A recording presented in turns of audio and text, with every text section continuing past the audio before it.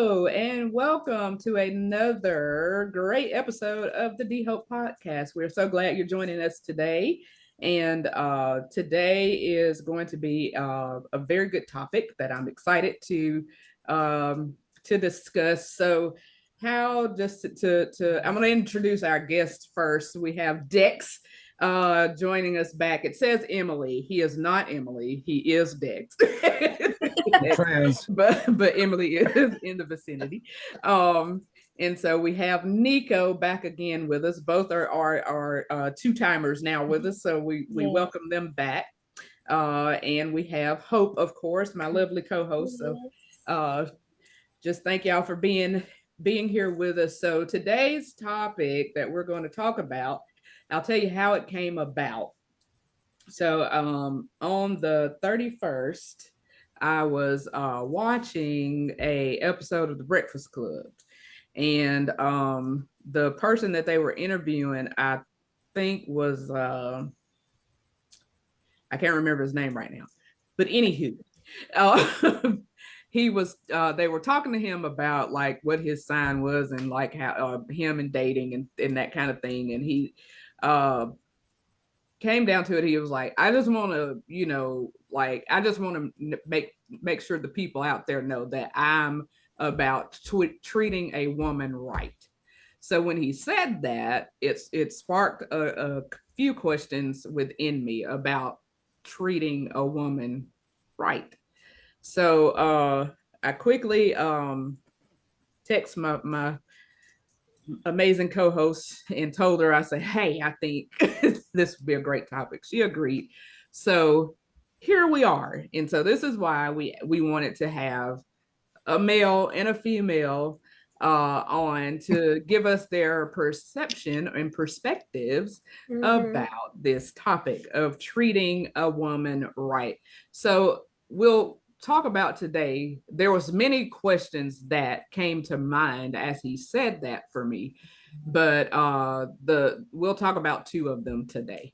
And the first one was who what does that mean? What does it mean to treat a woman right? And the second question is who's determining the right treatment? So Dex, will start with you. Okay. So me on. Well, I mean, all my life, I don't think I've ever treated a woman right until recently. So I can definitely see the difference between the past and the present. In the past, I definitely didn't treat nobody right. As far as just the way I speak to everybody, call them out their name, and don't want to do stuff around the house like whenever Emily cleans and cooks every night. So like I got it made, really. I'm spoiled. So but whenever she's done cooking now, like I'll stand there and really I'm just talking to her, probably in the way more than anything, but she'll be washing the dishes and I'll just turn it on and get the sprayer. And I just spray them off. You know what I mean? She's like, I'll do it. You're getting it. I'm like, I got it. I'll help you. You know what I'm saying? Yeah. But like, I'm trying to help her, just to show her, hey, I appreciate you. I'm here. Yeah. And then when that don't work, I'll get little man and do something with him, take him outside or try to get him out from under her feet, him and the dog, because, just to give her some space to do her thing, Yeah. Just little things like that go a long way, a real long way. Like more than you could ever understand, because women are different. So like for a man it might not seem like much, but to a woman that's like, okay, he's really trying to help out. Or like last week or something, I cooked breakfast and I brought it to her. Well, I was gonna bring it to her in bed, but she come down the stairs and made me so mad. I was like, oh, I was bringing you breakfast in bed.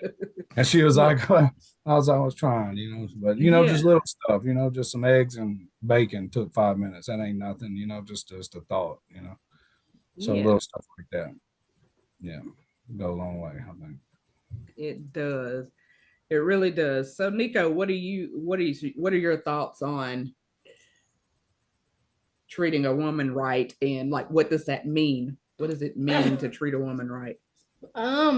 Well, I think based off recent experiences, I think for me it's like, to Dex's point, like the consideration of it all. Like that's like the highest form of like flattery or whatever. To me, it's like, if you can be considerate of like what I have going on or anything of that nature, then I think that that's a big thing. But also just like, I think for anybody in general, it's just also keeping your word. Like, word is bond to me. So if you say you're gonna do something, if you say you're gonna, whatever, like, do it, but also be intentional in that. So like, you can really never go wrong with me. Like, if you're like, if the intentionality is behind it. Like, yes, people mess up or do whatever, but like, if you're intentional about what you're doing, but also being considerate about like the other person, then you really can't go wrong in my mind. Yeah. Yeah. So what I hear from both of you as to what it means to treat a woman right is to respect her, because I heard you say, Dix, like, from how you used to be to now, like, you don't call her out of her name. So that to me said, like, that's a respect thing. And Niko, you said being considerate. So with that, Hope, do you want to chime in? You got any thoughts? Oh my God. Was that towards me speaking, Dex, or is something wrong with your screen? It went blank. I had to exit out of something. I was like, wow, okay. When she said, Hope, do you want to say anything? You said, oh my God. I thought nothing I of it. thought it exited me out because it banter. said something about. Yeah, my bad. Oh, that was funny. Oh my goodness. I'm gonna have to get Emily up here. I think that men and women operate differently. We think differently. I think respect, having expectations, knowing what each other expect from the relationship is very important. Identifying how you receive love and give love is important. And that's taken me being married 12 years, and still learning how to navigate communication. That's the key. Yes.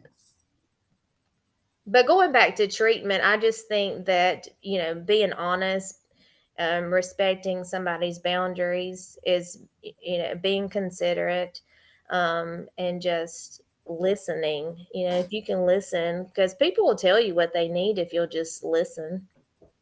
Yes. Yeah, I can honestly, I was gonna say something about that because, like, all right, so whenever I was in, when me and Emily wasn't communicating that well, whenever I was like, talking to her crazy or not calling her out of her name or whatever. And then I would, I get over it quick, after the argument, 20, 30 minutes, I'm like, I'm done with it. You know what I mean? Like, and then she's still like in her feelings 2 or 3 days later. And I'll be like, why ain't you loving on me? Why ain't you talking to me like you used to? Or, just show me that affection that I want from you at the time, And she's like, well, look, I'm gonna be honest with you.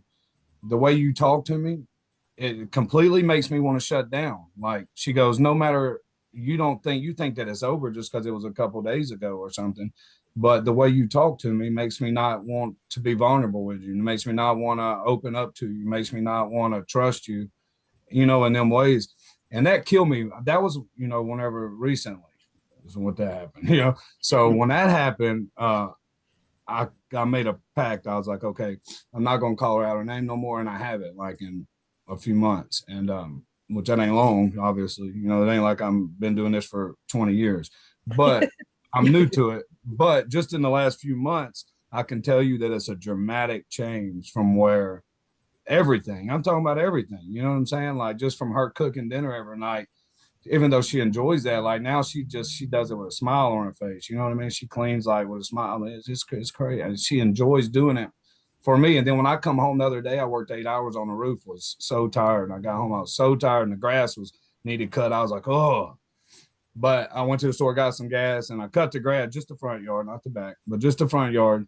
And after I did that, I was just drenched in sweat. Little man was out there. It was on Facebook. You know what I mean? But like, I did not want to do that, but I knew she would appreciate it, you know, because last time, the week before that, I worked. And when I come home, I was so mad. I was like, I got to cut the grass when I get home. I got home, Emily done cut the whole yard. You know what I mean? Like, I come home, she had grass all in her hair, all in the car. She left the windows down in the car. There was 2 foot of grass in the car. But like, I was like, babe, good job. You know, I appreciate it. She was like, well, I know you didn't want to do that after you've been on the roof. You know what I mean? I was like, man, you know, I know I'm getting somewhere whenever she's cutting the grass for me. You know, I'm doing good. Yeah. So like, I'm telling you, fellas, like the way you treat a woman, the way you talk to her, communication is key for sure. You know, Yeah. it's so much It's bigger. appreciation. If I Yeah. feel seen, loved, heard, appreciated, then I will be happy and more joyful about doing different tasks and chores around the house. Yeah. Well, my pastor's making me read the 5 love language. What is it? The 5 love language. 5 love languages. Yeah, he's making me read that It right is now. a wonderful book. Yeah, he told me it changed my life. So, you know, and it is, you know, like it's a good book. Like it teaches you what your partner needs. And you can, once you figure out her love language, you can kind of dial in on that, you know. And he told the way he explained it to me is like, okay, whenever you see her tank getting low, you know what I mean? Like she's not smiling while she's cooking or she ain't enjoying cleaning, you know, go fill her tank up a little bit. You know what I mean? Whatever she needs, like whatever she enjoys or whatever pleases her, do that for her. And I'm thinking that it's see, for me it's verbal kind of like she just tell me, babe, you're killing. You know, you're going to work every day. Your words of affirmation. Words of affirmation. Yeah, like look, that's my thing. If That's she does mine. that every morning, I kill it. I'm like, can't nothing touch it today. I'm going out here. I'll jump on that roof without a ladder. It don't matter. Like that just makes me feel like Superman whenever she shows me that. You know what I mean? Like, because that's my queen. But I'm thinking I can just say the same thing to her and it don't work. You know, for her is she wants to just lay in the bed and cuddle a little bit. For real, that's her thing. It ain't even doing the dishes for her or cleaning the house. Physical touch. Yeah, hers is physical touch, you know. So she wants to just lay here and cuddle and me just rub her back real lightly, barely with my fingertips. That's the way she likes it. You know what I mean? Just barely touch her back. And look, she'll be the happiest little queen in the world. You know what I mean? Hey, next morning we got bacon and eggs. I'm telling you. So now that I'm learning that, it is awesome. You know, like so. Yeah, y'all can talk now. Yeah. Those are. I love that you're taking the time to learn that. You know, to learn the language of love for her and that she can know for you as well. Because that was, I was thinking that as you were, you know, before you said it, Hope, about the love languages and learning how to treat people, and the love languages works in any relationship. Like, you know, it's just how a person receives loves in general. Like I know the book directs it at romantic involvement, marriage, or you know, but it really goes for anybody that you have relationship with, that you're connected to. If you learn how they receive love, and you can teach them how you receive love as well, and that way it's mutually beneficial. You know, right? So like Hope made some comments that carries us into that second question of who determines, you know, what it means to treat.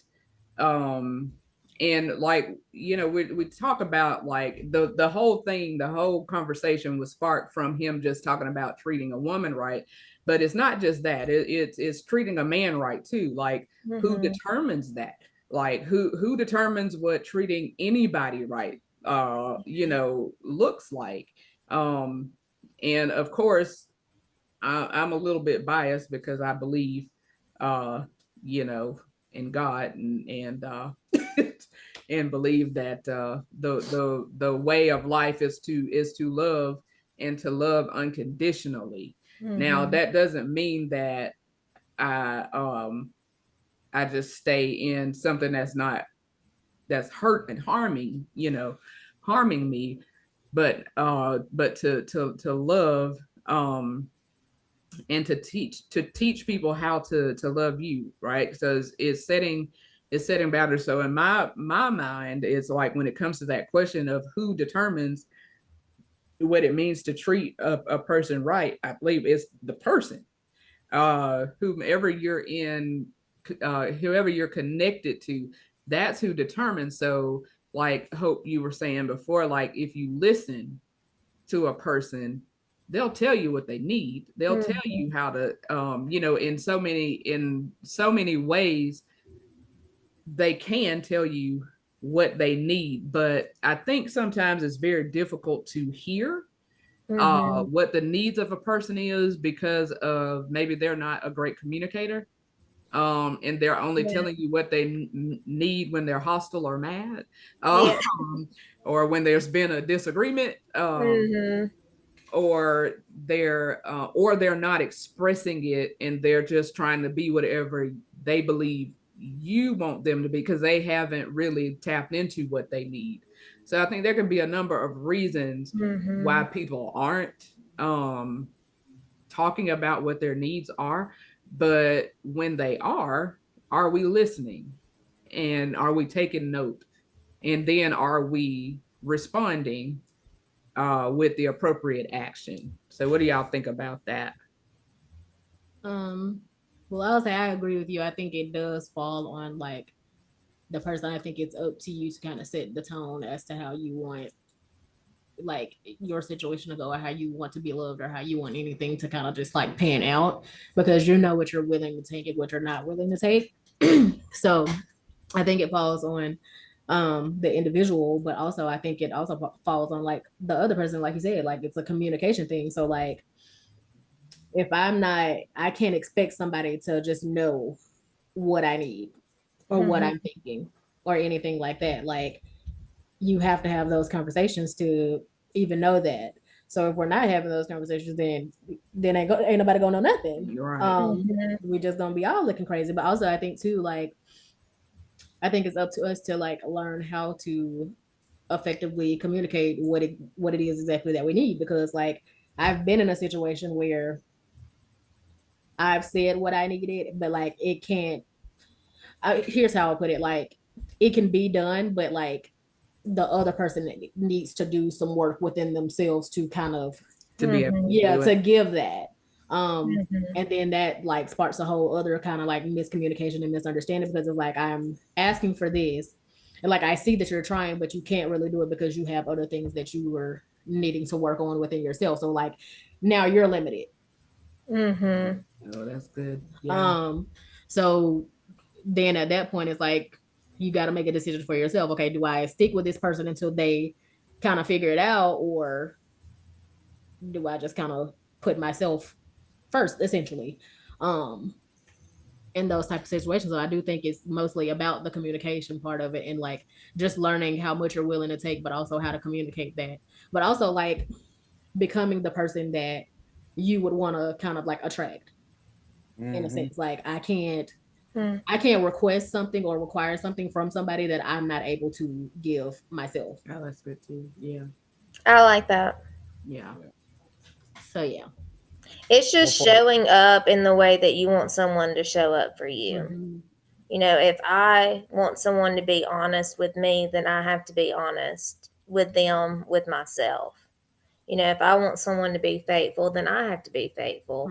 You know, if I want someone to come in and, you know, we have like, I mean, it's hard when you have a family and stuff. You have to figure these things out.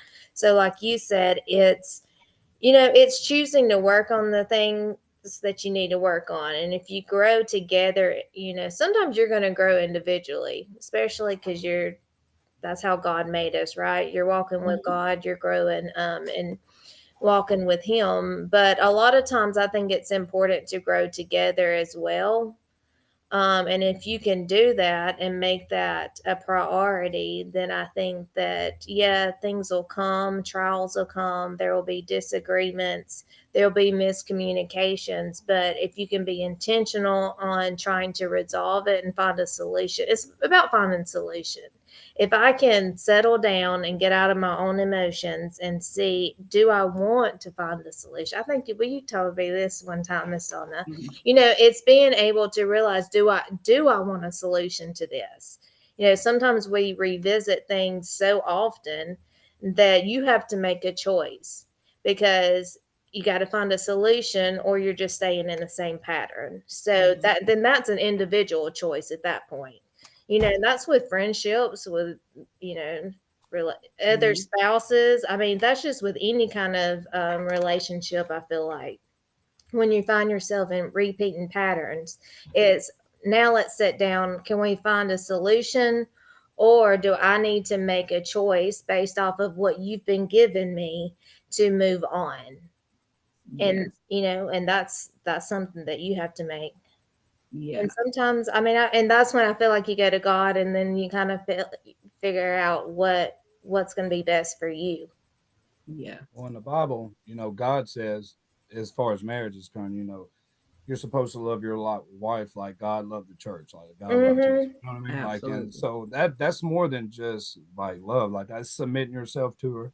That's submitting your, like, you got to do more than just jump out in front of a bus for her. You know what I mean? Like, you got to do more than just protect her physically. You got to protect her emotionally. You got to guard her. You're her protector once you take that vow. And like, we're about to get married here in a couple of weeks. So like, we're going through all this, and like, you can't, if you like, you got to love her unconditionally. Like, like she said, in some situations, yeah, like you definitely should stay in an abusive situation if that's the case, or if somebody's cheating, that's different too. You got to figure out which way you're going to go with that. But like, you're supposed to love your wife unconditionally and protect her like God loved the church. Like, we're the church. When Jesus come back and he died, and whenever he left, that we're the church that's left on earth. You know what I mean? Yes. And just like in the New Testament, whenever Paul was writing all the churches, and he was just doing all this, trying to organize and tell them how to live. And, it's just, that's how we're supposed to live today. Even though it was 2,000 years ago, that's the way we're supposed to still walk today. Everything's evolved, and we got all this, what is it?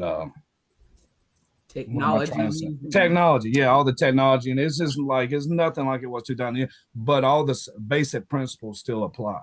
You know what I mean? Like, as far we're the church, we're still supposed to live for him and live right and be holy and righteous, and our wife we're supposed to love her like God loves us. So that's deep, man. That's real deep, because if you look at all the things that I've done in my life for God to still love me, man, that's some serious love. You know what I mean? Because God knows I've drifted way out, so that's saying a lot.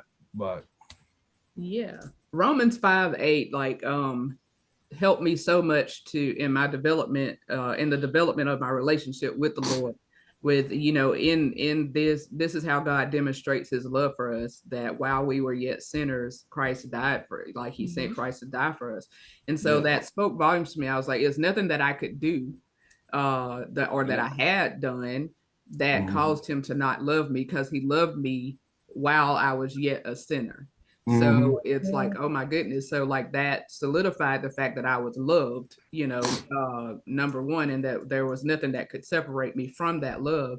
But when you talk about us being able to pour that out to another human being, who is flawed, just like we're flawed, who, like, we have to be able and willing to see this person as an individual. And I might, like, we hear all of these different things, but like Dex was saying, the word of God is going to stand the test of time. It's not changing, and it's doable in whatever time frame you're in. Like, if you put it into practice, it's going to work for you. And so we can't listen to the world. The world has a lot of opinions. The world says love who loves you, but that ain't what the Bible says. The Bible says that's easy to do. They love your enemies. You know what I mean? It's easy to love who's loving you, but when you go outside of that and you're loving the people who don't, then that's a whole different ball game. So you think about within the dynamics of marriage, and people who are wanting to get to that point, whether they're dating or they're engaged, or whatever the case may be.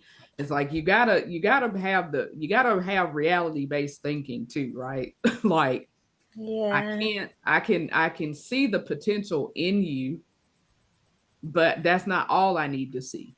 I need to also look at the reality of what's really happening in front of me as well, because that can help to lead me, too, in going back to communication being a key component. It's a key component in everything that we do.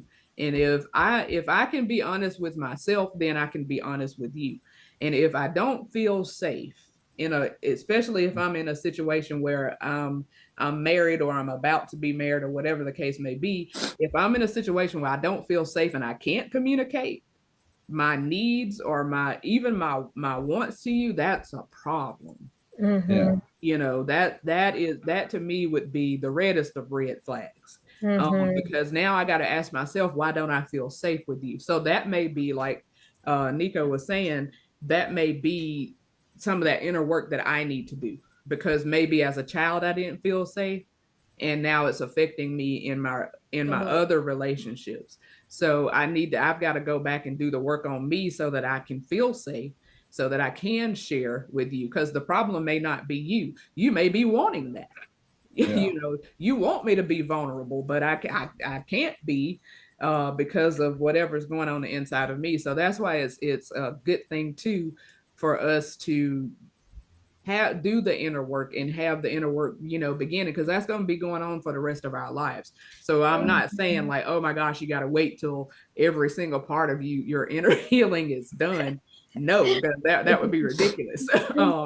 But it's like, but there may be some things like that. Like, so when you can get honest with yourself and be like, man, I don't feel safe even with the person that I feel like I should feel safe with.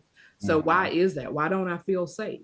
And so once you can determine why you don't feel safe, then it's ultimately going to help your relationship further when you can figure these things out. So I'm glad, like Dex, like you were saying, like these are things that you've started doing, because, and it seems like you guys' communication is good. Like you're in a good place as far as communicating and going, okay, like this is what I needed to do. And she was able to express that because obviously she felt safe enough to. You've created an environment where she felt safe enough to. Yeah, that's a big thing for me, because I know she ain't never really felt safe nowhere, so that's a pretty cool thing for me to provide that. Yeah. You provide that though. Oh, I definitely provide that 100%. I know I do. Like, I mean, you provided that for me too. Yeah, like a safe. It's almost like a peacefulness. Although you crazy. No, but it's almost. But it's almost like a I have felt when I did not feel a place where I felt safe. I know I could call you, and you were, even in a chaotic environment, it was a safe place. So that is something I will say, brother, that when you love hard. Yeah, I love deep. That's why I tell everybody. I'm like, I just look He's like a big this. teddy bear. I'm the most emotional guy you'll ever meet in your life. You know what I mean? Like, I swear to God, I cry all the time when movies are on. I'm just like, man, what's wrong with me? Nothing was wrong with you. Yeah. Yeah.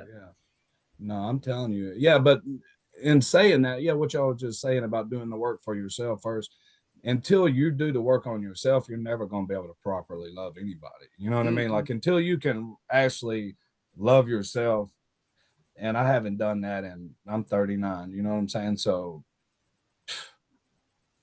really until like the last 7 months, when I got out of prison, I thought I was at a good spot. I did the podcast, I was in a good headspace, and I'm still clean, obviously. So, I mean, I got a little over 2 years, almost 2.5 years clean, but I was in a good space, but still I had a lot of growth to do, and that I didn't realize at the time, because whenever Emily come out here in February 4th, the growth just from February to now is, it's just it's daylight and dark. Like, and I thought I was good then, So, and now I really, isn't that interesting how somebody can show up and show you that? Oh yeah, because I mean, just because I thought I was just because I wasn't getting high anymore. You know what I'm saying? Like, I'm not getting high anymore, and I'm paying my bills, and I've got a place to live, and hey, I'm great. I'm I figured it got out. things figured out. Yeah, I've got this whooped. But then she come out here with little man. I was like, oh my God, I'm not ready for this. You know, I've been in a prison cell in a chaotic environment. Now I got the 2-year-old running around. He wasn't, yeah, he's 2. And looking up at daddy all the time. Now me and him so tight. Like, usually he don't leave my side. You know, I can't believe he ain't being on the door right now. Like, I mean, so I had to completely rewire the way I thought, you know, and I'm telling you, being clean and sober, the way I react to things is just so much different than the way I reacted with my other 2, you know.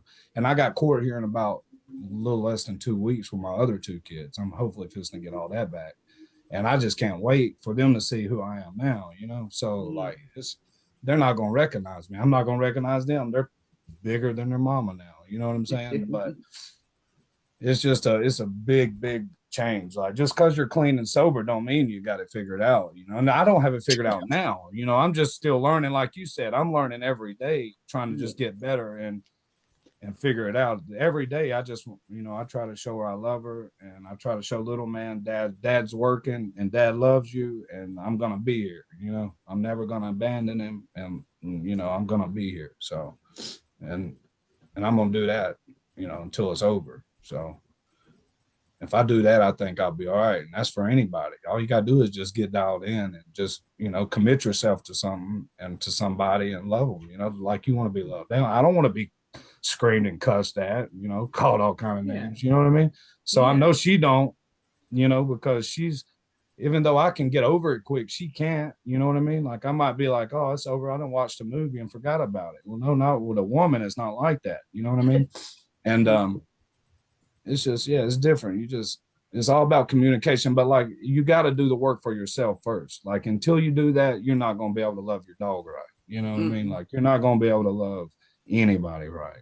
Right. So, and I love who I am today. I'm still the same person, you know, but I enjoy life right now more than ever. Like, I'm telling you, like, I love going to my little meetings. I'm starting the meeting. Oh yeah.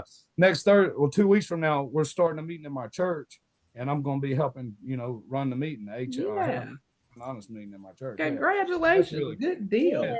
You know what I mean? That's the stuff I enjoy now. I can't wait. I'm looking forward to it like New Year's Eve. You know what I mean? I can't wait. It's just the little things in life. You just enjoy it. Yeah. You're enjoying life, and that's an amazing amazing place to be. I wanted to kind of chime in with going back to treatment for, let's just say, an individual, because I think a lot of times that's influenced when we are a child, like what are the roles? What is influencing this? How am I supposed to treat, you know, someone I'm in a relationship with? So, Niko, let's ask you first. How do you think, when you think about like a partner, or like, how is that influence, like, what you perceive as good treatment, or what your expectations are? You know, you find like, you know, if you have a dad who's really involved or a mom who's really involved, like, that's going to influence what I perceive I need when I get older and have my own family. Does that make sense? Yeah.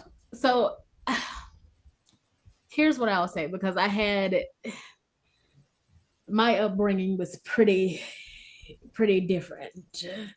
My mom is not like both of my parents have always been in my life, but like, my mom is not like the overly affectionate, oh my gosh, I love you so much, give me a hug parent. That's not her, ever. I am not physical touch. My dad is also never. Actually, I don't think he's any of them. He's just You stop it. He's just stop that. He's in a league of his own. I don't know. He is it'll come to he's her. the same as me. Whatever I am, quality time and acts of service. Doubtful. No, he really is. However, so for me, you like, don't see this. Yeah, he's supposed to hear Dex, so he can see this. I don't know. Like, He's right there. I don't think I really, as far as like romantic relationships and platonic relationships, I'm just kind of we suck as people, is what she's saying. No, it's not that. Like, I guess for lack of better terms, like, okay, because they aren't physical touch people or anything like that. Yeah. Like, that's, I'm not, I guess that shapes how I am, because I'm not really that type of well, with y'all, like, I have to like you sometimes. So like, she is I'm more of a quality time person though. So like, I will say I got that from you guys. Like, I'm sure physical touch is on yeah, it radar. is. Yeah. Okay. But like, as far as like my relationships go, like romantically, yes, please touch me. Friendship wise, don't ever. Like, don't ever do any of that. So I think like, so you don't like, you're not hugs or like when you greet people. No.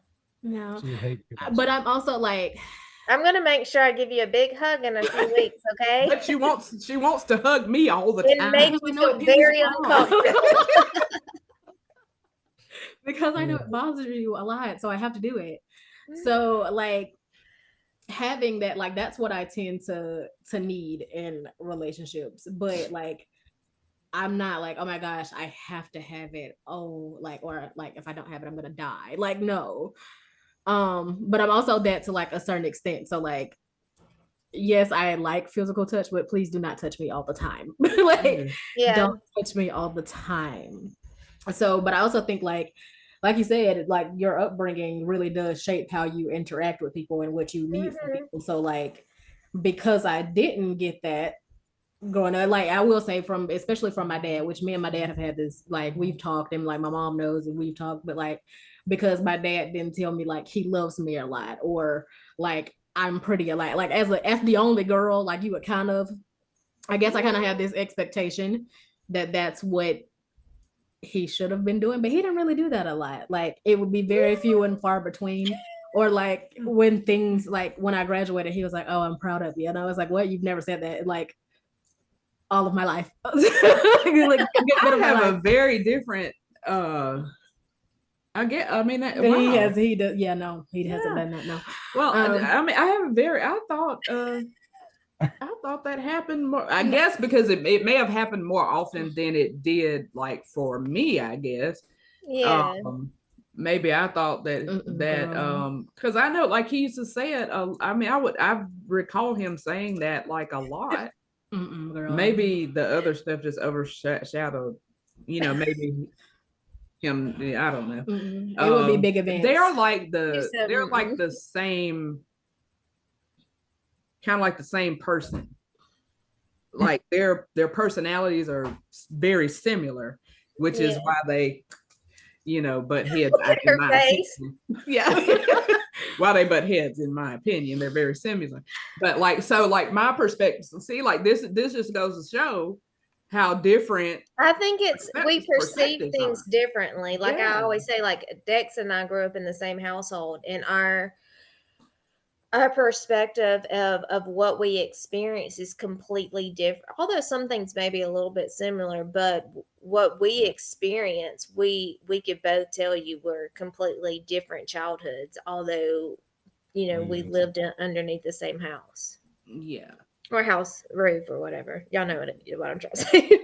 Yeah, it is. I think it's about perspective too. Yeah, because like, I'm like, I remember him saying, I can recall him saying, and I guess, like I said, like, because my experience was different for me growing up, up. And so like, I think I'm not, and I do agree. I agree that what you've been around influences how you operate and who you choose. Because like, it's interesting for me, like, when I think about me and David and our dynamic, it doesn't go to my dad and how he is with my bonus mom, or even how he was with my mom,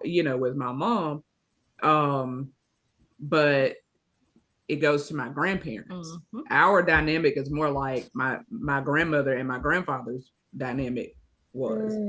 That's what I was gonna say. Yeah. Like my situation, I ended up with somebody who legitimately, if I didn't know any better, he could have been my father's son.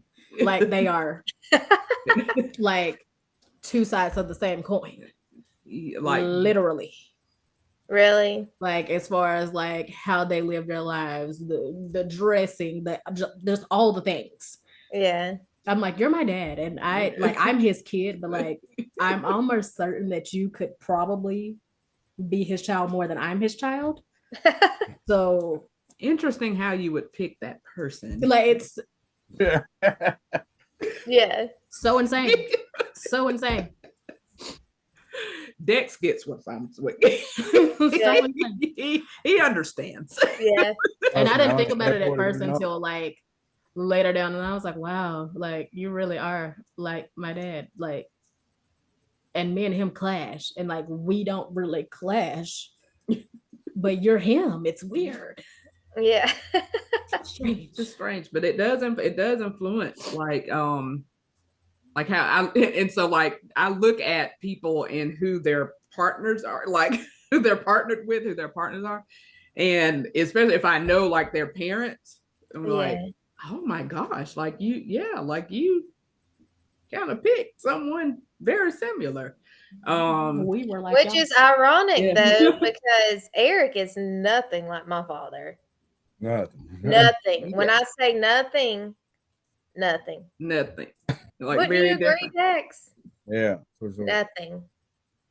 And like I say, I don't think it happens in every case. None in like I said, like even like in mine, it was like the dynamics is more of like my grandparents than my dad.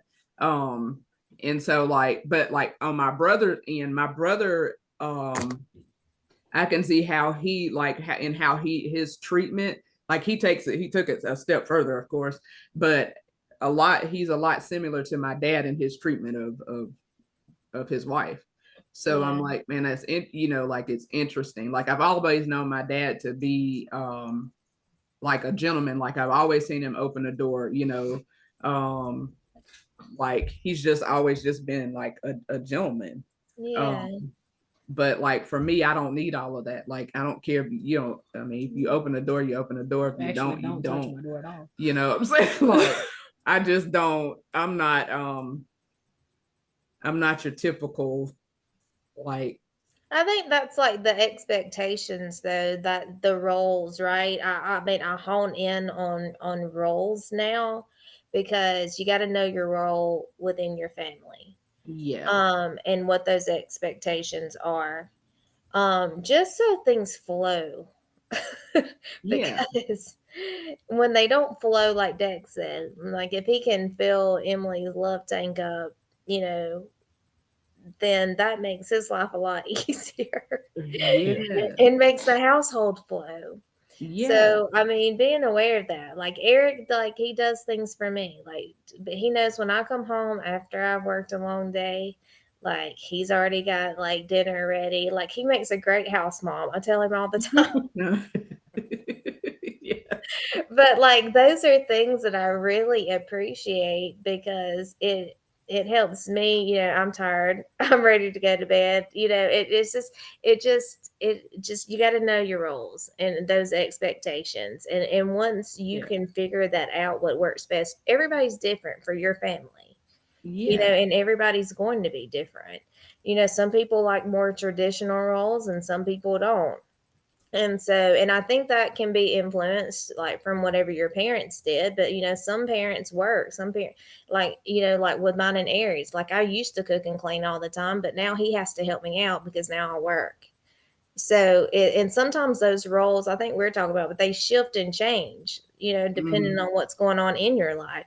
Sometimes you may have to, all right, now I have to step it up. And like ways with you, Dex. Now Emily's working, so now you're gonna have to step it up and maybe help in ways that maybe you may not want to, but it helps, everybody feel loved and seen and appreciated. Yeah. Like Dex was saying earlier, how Emily cut the grass. Yeah. And like, like that, and some people are like, well, why was she, well, that was what she wanted to do for him. And I'm like, that to me, that's where I get a little testy about stuff. Because I'm like, who are you to determine what somebody else wants to do for somebody else? Like, if that's what they want to do, yeah, like, if she wanted to go out there and cut the grass so he wouldn't have to, then that is a beautiful thing to me. And I'm sure there's stuff like you saying, like I step in there and want to help wash the dishes or wash it, like whatever it is you want to do or you feel like doing, and having that conversation with you, that was something she knew that he would appreciate. Yeah. So it's like you determine that along with the person, like you getting to know the person, so this is something that they would appreciate. Then okay, why not do that? And who's to have anything to say about that or question it? As sometimes people do. I think people who say that are the people who are like everything needs to be 50-50, and they have no idea what it's like. It's not always, yeah. It's never gonna be 50-50. It's never gonna be 50-50. It's gonna be 70-30 sometimes, 80-20, you know what I mean? Like sometimes you're gonna have to carry the load when your partner's down. And then she's gonna have to flip-flop and do the same thing for you. Sometimes it might even out, but in life it's never gonna stay 50-50. Yeah. Married in the long term. It depends on what's going on. I mean, nothing's concrete. It's really not. And I think it goes back to like loving unconditionally. It's being able to show up for that individual and being able to recognize what they need. And that's why sometimes you may be given more and sometimes they may be given more.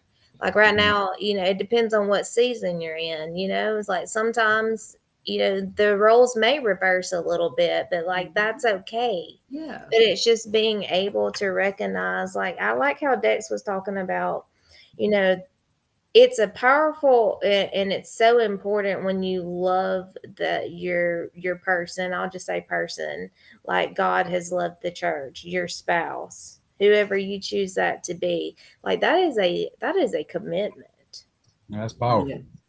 And it is powerful. And so and it is not always going to look pretty because you're not going to always, I think I learned this from Miss Donovan, is like you're not going to always like that person. You're really not. You got to accept all their baggage. I think I was complaining one day or something, and it's like Miss Donna was like, you're not going to always like someone, but you can love them. Yeah. You can still show up for them and it's not really, we talk about this, but it's like, it's not like I dislike you. I dislike the behavior. Yes. So whatever you're giving me right now, I'm disliking that behavior. But then if you're looking underneath it, then a need's usually not being met. Yes. And so if I can identify whatever that need is, then I can help, Yeah. And then go ahead. Most of the time that's what we're reacting to anyway. We're reacting to the behavior. So it's not like, oh my gosh, I hate you. It's like, I just hate what you're doing right now. Yeah. But like that's what we're reacting to. Yeah. And I mean, we're easy. Like we're really quick. I know, like I like to have an attitude, boy. Like Eric will be like, why you got an attitude? I'll be like, nothing. Like I really try to work on it now. I used to be really bad about it. And he'd be like, okay. And then I would get upset that he didn't know why I had the attitude. Yeah. Like but then we just said that. He's supposed to know why I'm walking around with this attitude right now. And like, and Miss Donna, I think you told me one time, he does not know, Hope. You're gonna He's not a mind reader. I was like, he has no idea because you gotta say it. Yeah, like you gotta. Now I think I say it way too much because now I am real quick to be like, you know what, I today did not feel it.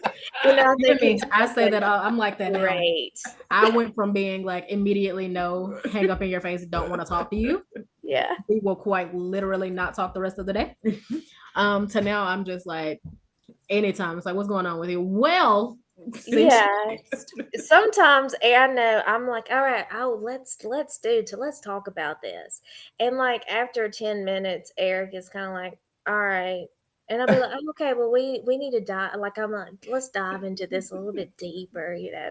He was like, I think we know. I got it. Look, I get it. We're good. I hear you and I understand.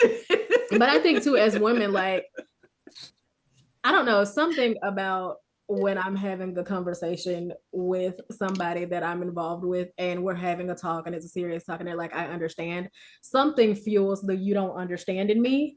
Yeah. And it's just like, no, actually, I don't think you do. But you know, that can be a little judgy. I mean, it could be. They may understand. You may have articulated it well enough. Yeah. They do understand, but something in you just wants to get some it just does not want to. I have been like that. There has been something in me at times where I cannot accept it. Like, no, they don't get it. No. I'm gonna have to. I guess I'm gonna have to tell them about 20 more times. Yep. And then I think like a good thing in that if I'm not so sure you understand, then if I ask you to give that back to me, like, okay, like, what did I say? Like, what did I just say? And not in a way of like sassiness, but like, I just, you know, like it would help me if you can tell me what I just said so that I really can. Yeah. This would be a concrete thing that I do know you understand, because I think sometimes like there is this element of where we do sometimes we're hearing what we want to. Yes, of course. And not, you know, we're not necessarily hearing the other person, we're just hearing what we what you know what we want to. And it's like, let me make sure that I'm taking in. So if I can say it back to you, then, and you agree with me, then that means you understood, you know, like you understood me. I understand you. And that to me is a helpful thing, because I'm like not big on, absolutely hated confrontation for a long time. And so I would not address anything with anybody. And so I was, that's how, you know, and I was, because and so when you're not safe, when you're not emotionally safe, that's what happens. So you won't tell people, you know, if something is bothering you, and then you become this ticking time bomb. Oh yeah. And you explode on somebody that did a very minuscule thing. Small thing. Yeah. Oh yeah. And so like I once I learned and found my voice and learned how to speak that, and it's still something that I work on, you know, I work on now, because sometimes it's like I don't like being angry. I found out about myself the other day. I don't like being mad. I don't see you getting angry very often. And that does she, Niko? She does. It's very few and far between, but when she does, it is hard. Like, whoo, it can be very bad. And what made you angry? I don't think she's ever gotten that angry. Like, I haven't seen her get that angry like with us, like her children, but like I've seen her flip her lid, and I'm like, that I don't know who that lady was. Well, we can all get there. Yeah, we don't care for that lady. We don't like for her. I'm like, that's not my sweet precious angel mama. We don't like for her. That's not my angel. Or like people would probably expect that from me, but not her. Yeah. So we don't like for her to visit because she's not great. But when you don't feel safe, that's what happens. You shut down. And especially if you're not being treated in the way that you feel like you should be. Like, because for a long time I had this expectation of people being me. And because I'm nice and I'm being kind, then why aren't you doing that? You know. But then I had to realize, no, people are they're gonna be them. And so I have to allow you, I have to give you the freedom to be that, to be whoever you are, however you are, whenever you are. But I can speak up when it's necessary. I can say, hey, I didn't care for that behavior. And if you could not do that, then that would be great. And if you continue to do that, then I know how I need to conduct myself. And that's maybe like you were saying earlier, whether that's peace out or whatever the case may be, because I'm ultimately responsible for that portion of it. Yes. I can't make you do anything, but I can make requests. But you do it so gracefully. How do you do that? Because I was born with a certain level of sarcasm and sass, and everything that I say typically comes out as such. A lot of things. A lot of the time. Not everything. And a good bit of the things. And bless your heart, you got that from me. I do have a level of sarcasm. Yeah. But sarcasm. I do know when I'm doing it to be vicious. Like it's a difference. Yeah. But with making my critics like, hey, listen, this is, and I deal with the behavior. I'm not, you always, you never, those are not good comments to make when you're trying to get somewhere with somebody, because either they did it one time or a few times, but it's not always and never. So leading with that and addressing the behavior, like this is the behavior that I'm not pleased with at the moment. And if you would be willing to not do that, if you can stop this behavior, as far as it concerns with us, then that would be a great thing. But like just being able to communicate it, and like to me, like I can't say enough, the safety, the feeling safe. And if it may not always be that the person that you're, in the marriage with or dating or whatever whatever type relationship you're in, it may not be that they're not making you not feel safe. Like I said, it could be a traumatic thing from a long time ago that you need to deal with yourself, and dig deep within yourself. But if you're not willing to do that, then you're not going to be okay for, like Dex was saying, you're not going to be okay for anybody, because you can't. And I've had this conversation before with several people, and as it relates to loving people, and I'm like, you didn't love you, like I'm like, there's no way you could have loved them because you didn't love you. And they go, well, what? I'm like, I didn't love them. I'm like, no, you didn't. Yeah. Because, and especially, and I say that in the realm of when people tell me that they didn't have a relationship with God before. I'm like, okay, then you didn't know love, so you. Yeah, that's good. Without knowing love, you can't love. Yeah. You have the world's way of and that's conditions, right? So that's based on whatever definitely. If you loving me this way, then I'll love you back. But if you're not loving me that way, then I can't love you. I can't love you. And so it's very conditional, but it's if I can get connected to love, he shows me how to love me, then I can love other people. Hey, Emily. Hi, Emily. I'm going downstairs to watch him. I love you. Okay. Right. Thank you, Dex. Hi, Miss Donna. Love you. Love you too. Little Miss Donna. Little Miss Donna. Yes. Well, hey, Emily, welcome. Hello. Yeah, we're tag teaming, so I love it. So what we've been talking about is how treating a woman right, and who, what does that mean, and who determines that. And so you can give us your perspective on that.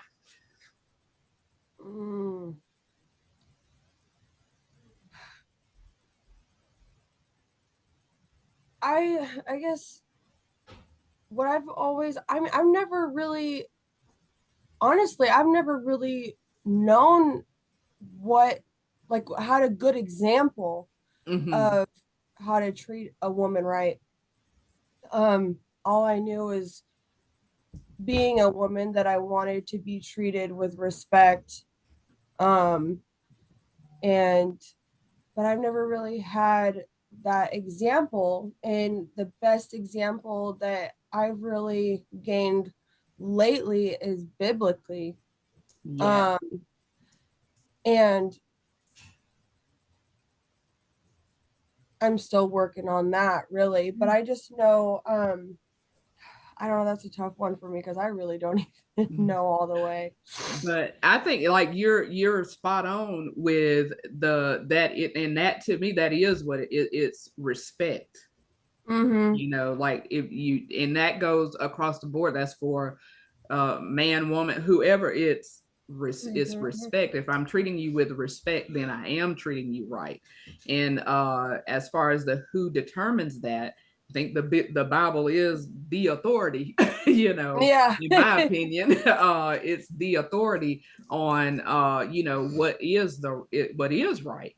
And so when it comes to that, and we're uh in these relationships, but also paying attention to the individual that we're involved with, and talking to them and getting to know them, and what is it that they want, you know, how do they want to be treated, and then adhering to that if it's within our scope to do. Right. Like yeah, like if you want me to go and scale a 10-story building, I don't think I can, you know, no thanks. Maybe you need to find another person. Right. You know, but like just finding out about what the individual wants. So I think you're spot on as to the respect. Like Yeah. that's I know what it boils down to. respect is very big for me, just because I've had to really teach how to give myself respect. And now that I'm giving myself respect, I most definitely respect from somebody else. Yes. And that's a really big thing with me right now. Yeah. I love that. Yeah. Because it's got to start with you first. You know, I've said often that, you know, people can't respect what you don't. Right. You know, and so how am I supposed to you know, if you're demanding respect to me, but from me, but you're not respecting yourself, it's going to be difficult for me to do. Yeah. So yeah, so good. Thank you for weighing in on that, Emily. I appreciate you. Yeah. That's good stuff. So what else do we want to, what else can we say about this treating a woman right and who determines it? I think we've touched on a lot there. Yeah, we have. So what other comments do we have? So do you want to share? Oh, sorry. Oh yeah. So tell me this. How what's another major thing that would cause you to say, okay, yes, I'm being treated right. So we got respect, we've got being considerate, knowing the expectations, communicating. What else? I'm thinking. What are ways that we know that we are being treated right? Mm-hmm. Like for you as an individual.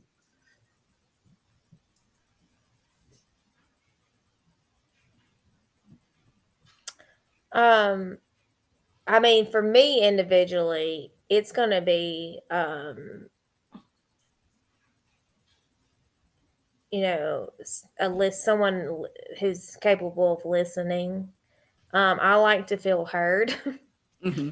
And I feel like I'm not a very like outspoken, very so like when I do have something on my mind that I do want to talk about, one of the things that is a priority I have realized is that when I do want to talk about something, how I feel like I'm being treated right is if you're capable of listening. Like if you're capable of meeting me where I am, and then I feel like okay, you know, I'm feel heard. It's you know, I guess because I'm not very like I don't I have this I've had this conversation before. Like I'm not one to sit and and just I'm just not a very talkative person.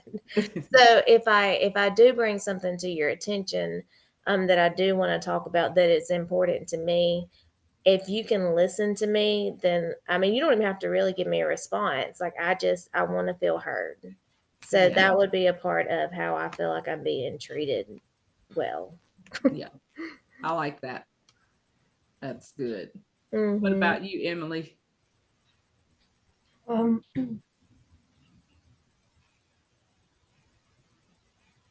when someone is doing gestures that you don't really have to ask for, they don't have to be extravagant. I think just like little simple things, just like for example, like I take the trash out all the time. It just has to be something small, but then just someone else just doing something for me, or like trash is like a simple, like a silly idea, but just like it's a normal like routine that I do every day, and then just being like, hey, like let me get that for you. Yeah. It could just be something really small. I just feel like those small little gestures that someone's like noticing like what I do on a day-to-day basis, and then going ahead and trying to help me out with it, or so just like small gestures like that. Yes. I am an acts of service kind of a person too. Like Mm-hmm. that is one of my love languages is acts of service. So like if you wash the dishes or vacuum the floor, or wash my car, or anything like Mm-hmm. that is huge to me. Because it's like it's taking the load off of me, the less that I have to do, which like my dear husband that Niko talks bad about. You know what? Love him. Love him so much. He cooks for us. He does our cooking, which just blows me out of the water every single day because I don't like it. I don't. Right. It is not my thing. Yeah. And so just that alone, um, just makes my day. Yeah.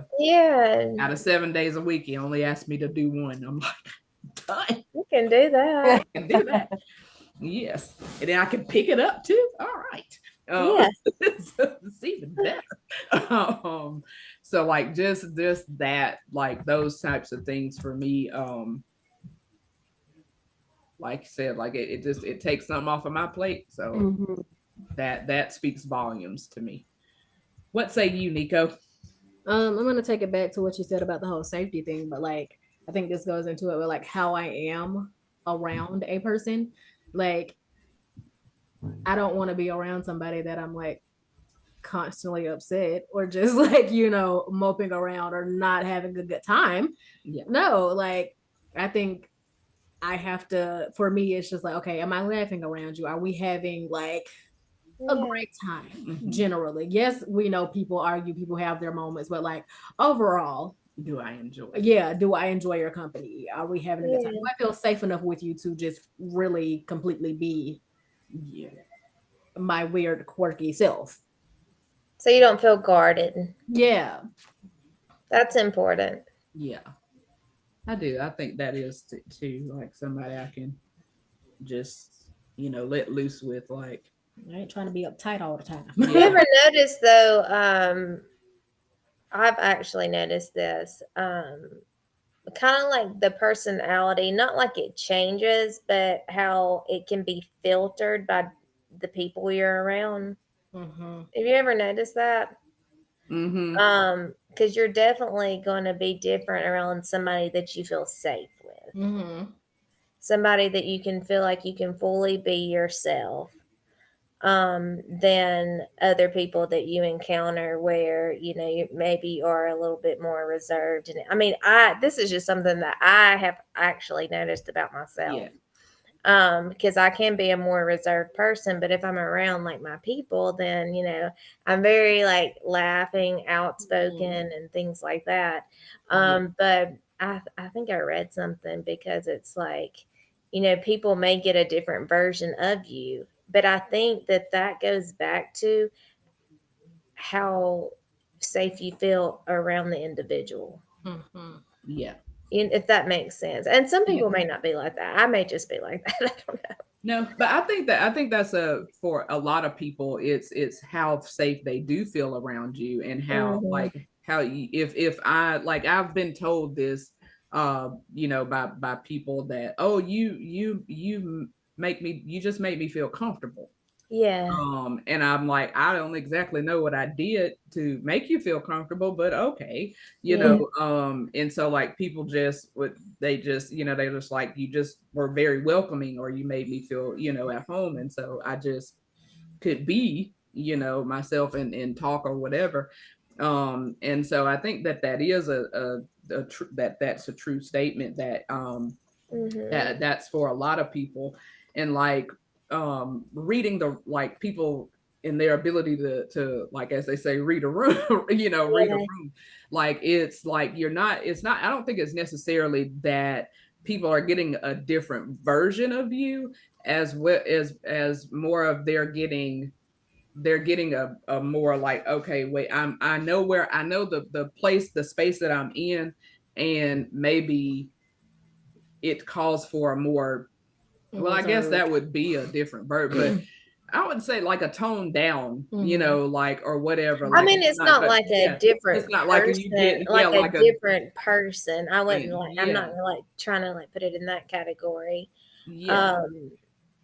I'm just, it's as like a reservation, kind of So like, yeah, like maybe there's I'm trying parts to of figure you. you out, you're trying to figure me out. But I Yeah, think a lot of times that's influenced by trauma. And I think people who do experience like PTSD, a lot of people who've experienced like addiction and things, because they've been so guarded, because they've been hurt, because they've have trust issues, honesty, all, and sometimes they're they were the person who had those issues.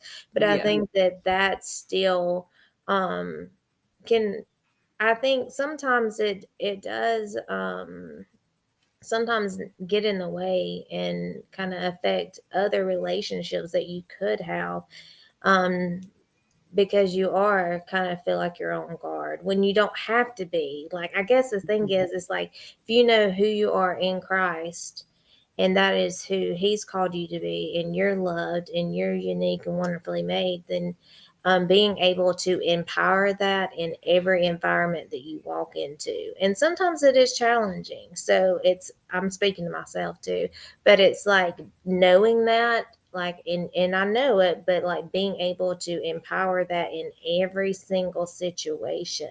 And that's where like the Holy Spirit comes into, like, that's where, I just think of like, you are the righteousness of God. He's called you to this place. Like, these are just some things that you just have to tell yourself. Yeah. And it is a lot of times we do have to do that. And with like you were saying, you sparked something in me a few minutes ago with what you were saying. I was sitting in a room one day. I was in a meeting, and I was the only female in the meeting. But I was comfortable. Like I was like, just it was no, but I like noticed, like at first, like I was like, and it was during the meeting, I was just sitting there in discussion, and I was like, I feel I'm not like uneasy at all Yeah. about being in this meeting with all just men. And that was the moment that the Holy Spirit was like, because I've made you comfortable in who you are. Because Ooh. there would have been a time that I wouldn't have been comfortable. Yeah. And he's The like, Holy Spirit yeah, must still be working with me then. yeah. Because I still walk in spaces where I could feel uncomfortable. And I can, and I'm like, it's like now I can, no matter where I am, I'm just like, I'm Yeah. gonna just go in there and be me. Like, Yeah. I'm just in there, and I'm gonna be me. Yeah. And in whatever space that is. So it's just like, man, like he showed me showed me that. that no, it's because of you know who you are in me. And so that's good. yeah, but like I said, it was a road to get there. Yeah. But like, so now I can so it does, I think it does have a that element of safety comes back in. Like I have to feel, I have to be safe, emotionally, you know, physically and emotionally, but more so emotionally, if I'm going to, Emotionally, yeah, emotionally, definitely. if I'm going to be able to open up and tap in and to be able to express what my needs and desires are. You know, what is it? It's in James. I know it's in the book of James, but where is it chapter 4, where he talks about what causes quarrels, fights, and quarrels among you. Oh, It's your I know what you're talking desires. Because you're not getting what you know what you want or desire or whatever. But when I think about that, I'm like, how many of us are really asking for what we want? Mm-hmm. Instead of just expecting, like, you know, I'm like, it is like, well, they should just know. Well, no, they don't know. They don't know because you haven't said it. And Yeah. you know, there we don't need to, And I going back to that is that practicing that communication and then being able to recognize whatever the response is, because the response is huge. Like you were saying, you know, you can hope for things all day long, but you yeah. can't be oblivious, right? We got to look at the reality. What are you giving me? Yeah. Um, and and that's how people end up in marriages and relationships that they should have never got into in the first place, and that's why it's very difficult. Yeah. And that's why divorce happens and all those things. Um, because you got to look at those things ahead of time, but also realize that people are not human. But whatever the response is, if you have somebody that's willing to work with you, Yeah. then that's, you know, we've talked about this, but then that's showing effort and like, because we're all going to make mistakes and do things, and I mean not intentionally hurt one another. And you're going to do Right. that with your kids, you know. Yeah.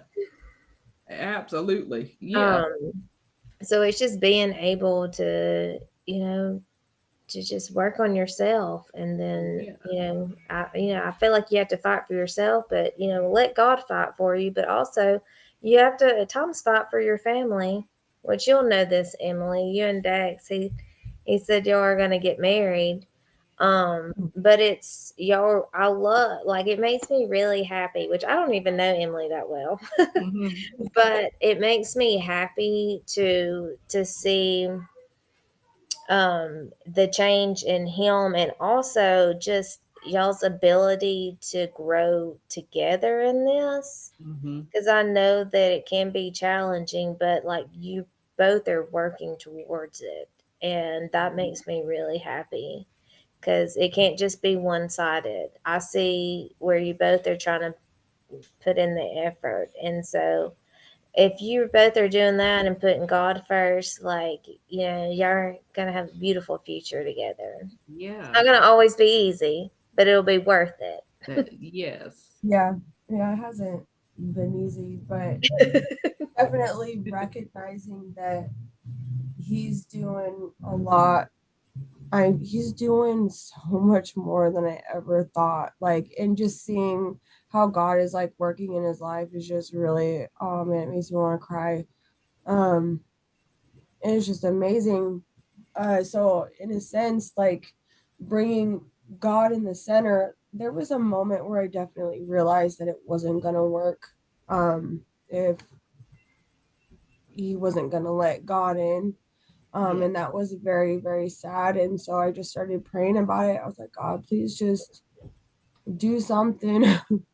and and he did something very quickly, and I was very, very surprised by it. And just within the last couple months. But and then just seeing the effort that he's making makes it easier for me to, I don't know, just I can't explain things very well, but just God has to be in the middle, because it's just never it's going to work if he wasn't going to be in the middle.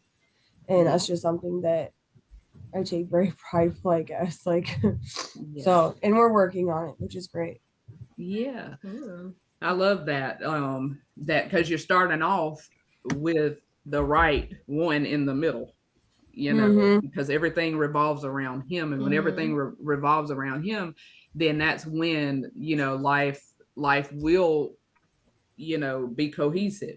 And because you're both seeking him, you're both, you know, you're seeking him individually, but you're seeking him together as well.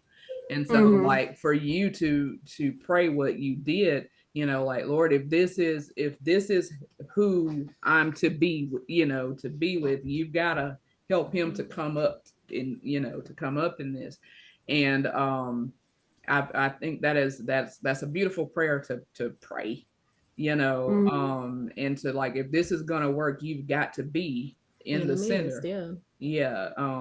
For either of us, you know. And so like I understand completely what you were saying. You explained it very well, like him coming up help you to come up. Yeah. You know, like it brings you up even further, because now it's just like, oh, like I see you trying, that makes me want to try even more. It's the I see the principle is in Proverbs of iron sharpening iron. You know, and so like we sharpen each other when we're both working towards in our, in the middle is God. He's at the center of it all.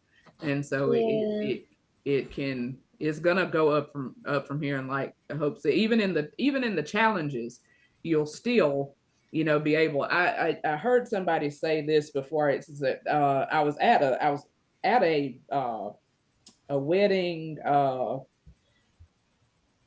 Trying to think, was it a rehearsal dinner? I don't know. It was something where people were talking to the couple, right? Like they were talking. Whatever it was we were at, they were talking to the couple, and almost everybody that got up that was a married person talked about how hard marriage was going to be for them. And I thought, this is discouraging, because like, I mean, like, yeah, like I'm like, man, like I don't know if I would want to, with all, you know, like with all of the, oh, now it's gonna be hard, you know. So it's so hard. So and I said this as a not married person at the time. And I think I had offended some people. I still stand on what I said. And so what I said in that moment was, I was like, you know, like, I don't know that marriage has to be as hard. If you submit yourself to God, and my thing was, if you're submitted to God and you go to God about the person that he's put in your life, or that you believe he's put in your life, you go to God. So who better to talk to about them than the person who made them? And he can help you to be the person that you need to be for them in whatever moments. So that was my whole thing of it. I don't think it has to be this hard if we just go to the creator who created them first, instead of just looking at what we're seeing in front of us. And most of the time, like we were talking about before, that's behavior. We don't like the behavior, but we're oftentimes crucifying the person. And so like, hey, if we went and talked to the Lord and just been like, hey, like, what's really going on behind the behavior? You know, maybe they can't articulate it to me right now, but you know what's going on. And so how do I deal with what's going on? And so that was what my point of was saying. I don't think it has to be as hard as maybe if maybe we did that, you know. And to me, that's just following Proverbs 3, 5, and 6. Trust in the Lord with all your heart, lean not on your own understanding, in all your ways acknowledge him, and he'll direct your path. I mean, I think I agree with you. I mean, I think sometimes we make it a lot harder than what it really has to be. Yeah. Because we're selfish individuals. And so if we can get out of self for a moment,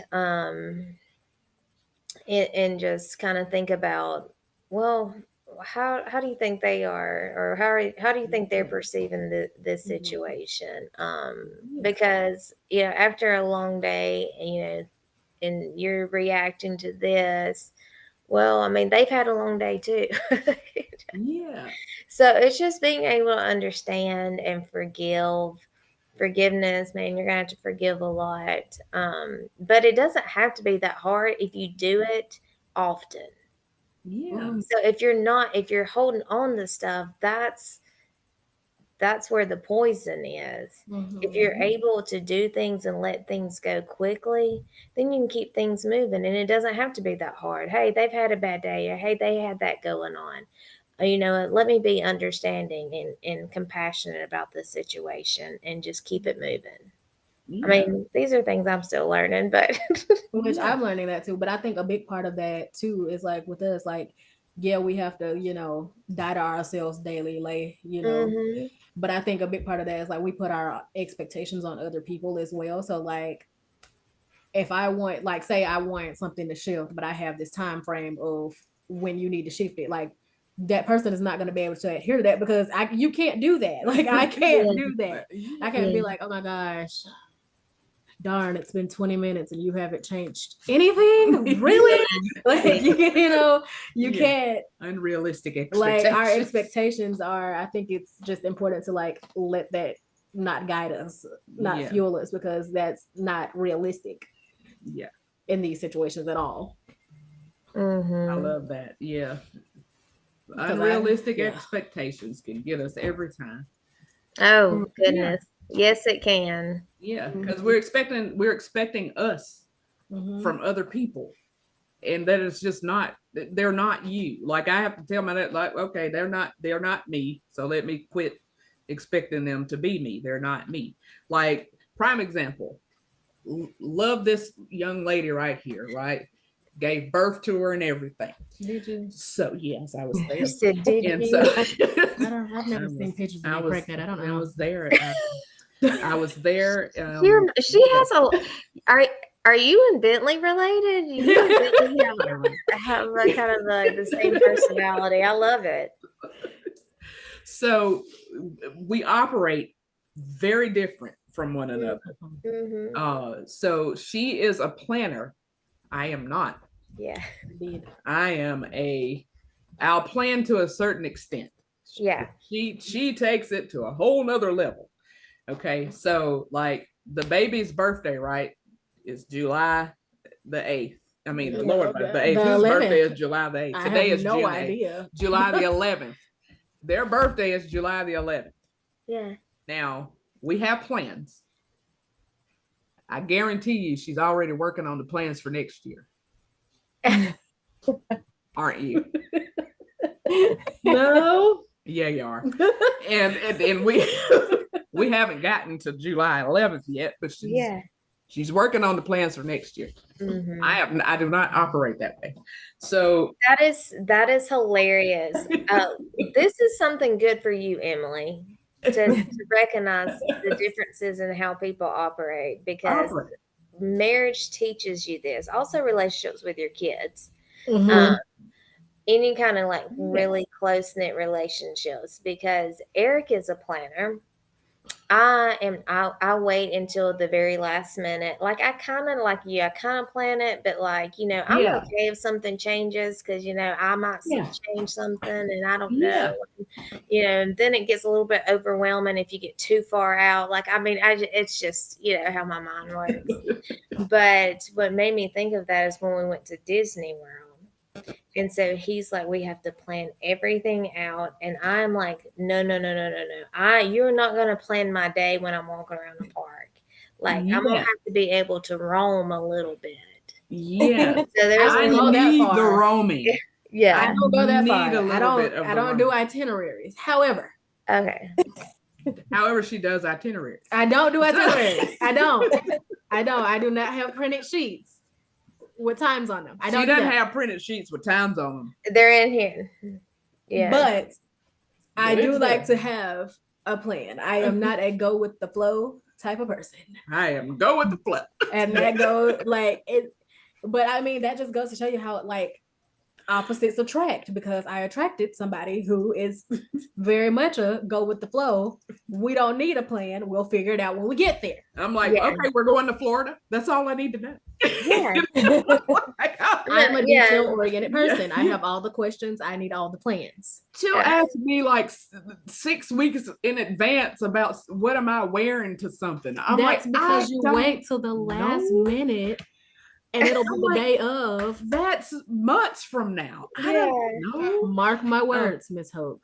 Like this, she asked me just the other day. Did you get? Do you have your vacation clothes? Mark my words. Yeah, I have clothes. I don't necessarily know that I'm calling them vacation. The day clothes. before we leave, she is gonna wait till the very last minute to pack, and then she's not even gonna know what she's packing.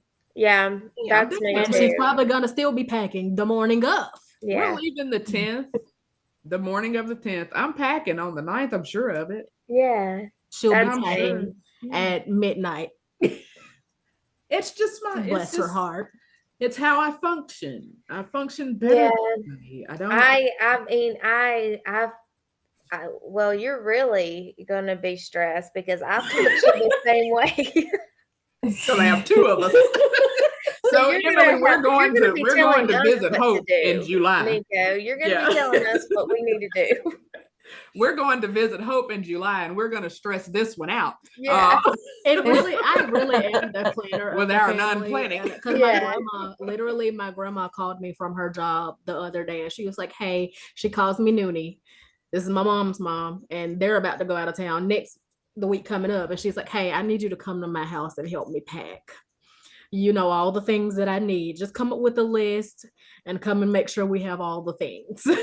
So my mother overpacks is what her list is.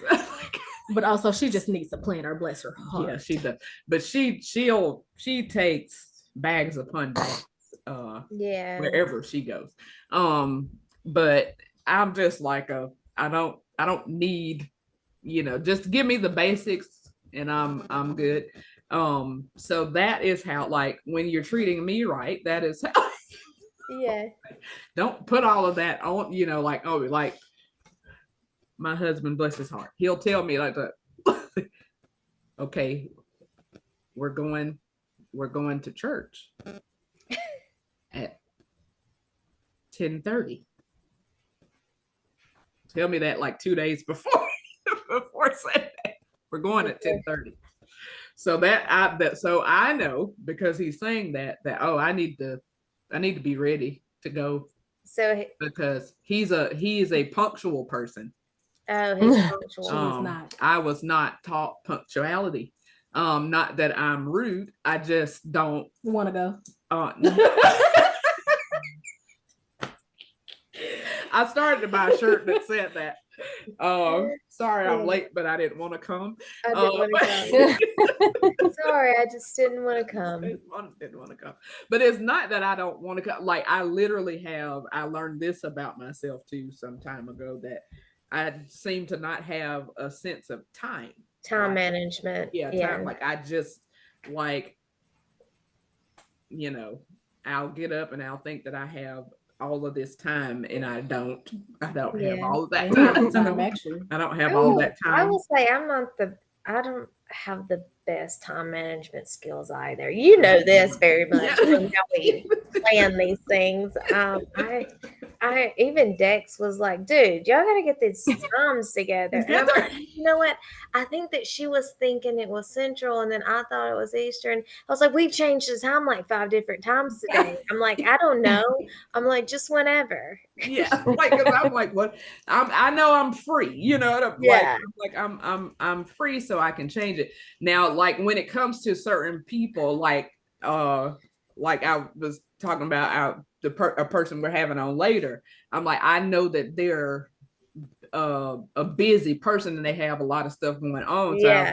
So let me go ahead and nail that time down, like with now, so that I can make sure that we, stand it. So it's like when I know how to, like how to adapt, I know like what how you to mean. adapt and adjust. But like when we can be free, I like that. I like the flexibility, because I can be very flexible, and adapt to whatever's going on. And so I think that keeps me. I'm not and not saying that people who love schedules and itineraries and are not, that they're uptight people, but sometimes they can be uptight people. And, they can be wound a little tight, and I just ain't. I think I'm a little lax personally. Well, you are. You can be. Like I think you have a good balance of it. But I had to learn that. I was like, this child likes planning, and I have to, and she will ask you, like, if you could, like, I just started not telling her about certain things, because I'm like, she's gonna be asking me until the day that it comes. Yeah. All these questions that I do not have the answers for. Because I have thought about none of them. So like with being like learning that has helped me with learning my children, helped me to like, okay, in whatever, aspect that I'm relating to an individual, how do they operate? And learning how they operate, and then I can be flexible, or either I can tell you where I can't be flexible. Yeah. Like it's being able to recognize, well, like you said, like read the room, but like read the person. Yeah. Like being able to recognize, which I feel like you're good at, obviously, because you're a counselor and you kind of have to be. That's one of the traits that makes a good counselor, is being able to recognize what the other individual needs in that moment. And being able to adapt to whatever that looks like. And I feel like sometimes it's more difficult with the people closest to us. Yes, because I feel like sometimes I am so like can adapt and compassion and all of these things, but then I'm like, get home and it's like all these things that I've been giving out to everybody else around me. One of my goals is to be able to utilize all of those things. I should be giving my best self to my family. Yes. And so I have recognized that sometimes that is not the case. Sometimes they get the burnt out side, they get the tired mom, they get the griping one, they get, well, I haven't ate today. Well, it's not their fault I haven't ate. Like, it's my fault I haven't ate enough. Like, yes. So it's being able to, like, they should get the best of me, not the I'm tired, I'm hungry, and this is things I've recognized, like I've got to work on. Look, you and me both. I had that same thought, some months back, and I was like, I can be really understanding and compassionate, so understanding to total strangers. Yes. But the people in my house, I have a different idea for you. It is a different expectation. I come in, I'm like, why ain't this done? And somebody else can tell me a similar story, and I'm like, well, and all this. I come home and I'm like, well, my goodness. Yes. And I'm like, but I think it goes back to what I thought about with that. I was like, I think it's it is the expectation. Yeah. Because I feel like I'm like, but still either way, like maybe I feel like I know you better and that you should know better, or whatever the case may be. Yeah. But I'm like, they have backgrounds too. Yeah. There are things in their lives that even though I spend a lot of time with you, I don't know what it's taking to be you today. I'm not with you 24 hours a day, 7 days a week. As much as it may feel like I am, I'm not. You know. And so it's like, okay, the same courtesy that I'm giving the stranger that I don't know, I need to give them that same courtesy. And so I was like, Lord, you know, help me to let it flow from my home outward. Not, Yeah, that's a yeah, like, good, yeah. And yeah, I'm definitely, but I feel like that's a reoccurring theme too, especially in a field where it does take a lot from you yes, interpersonal with other people like that. yes, Sometimes you can feel depleted once you get home.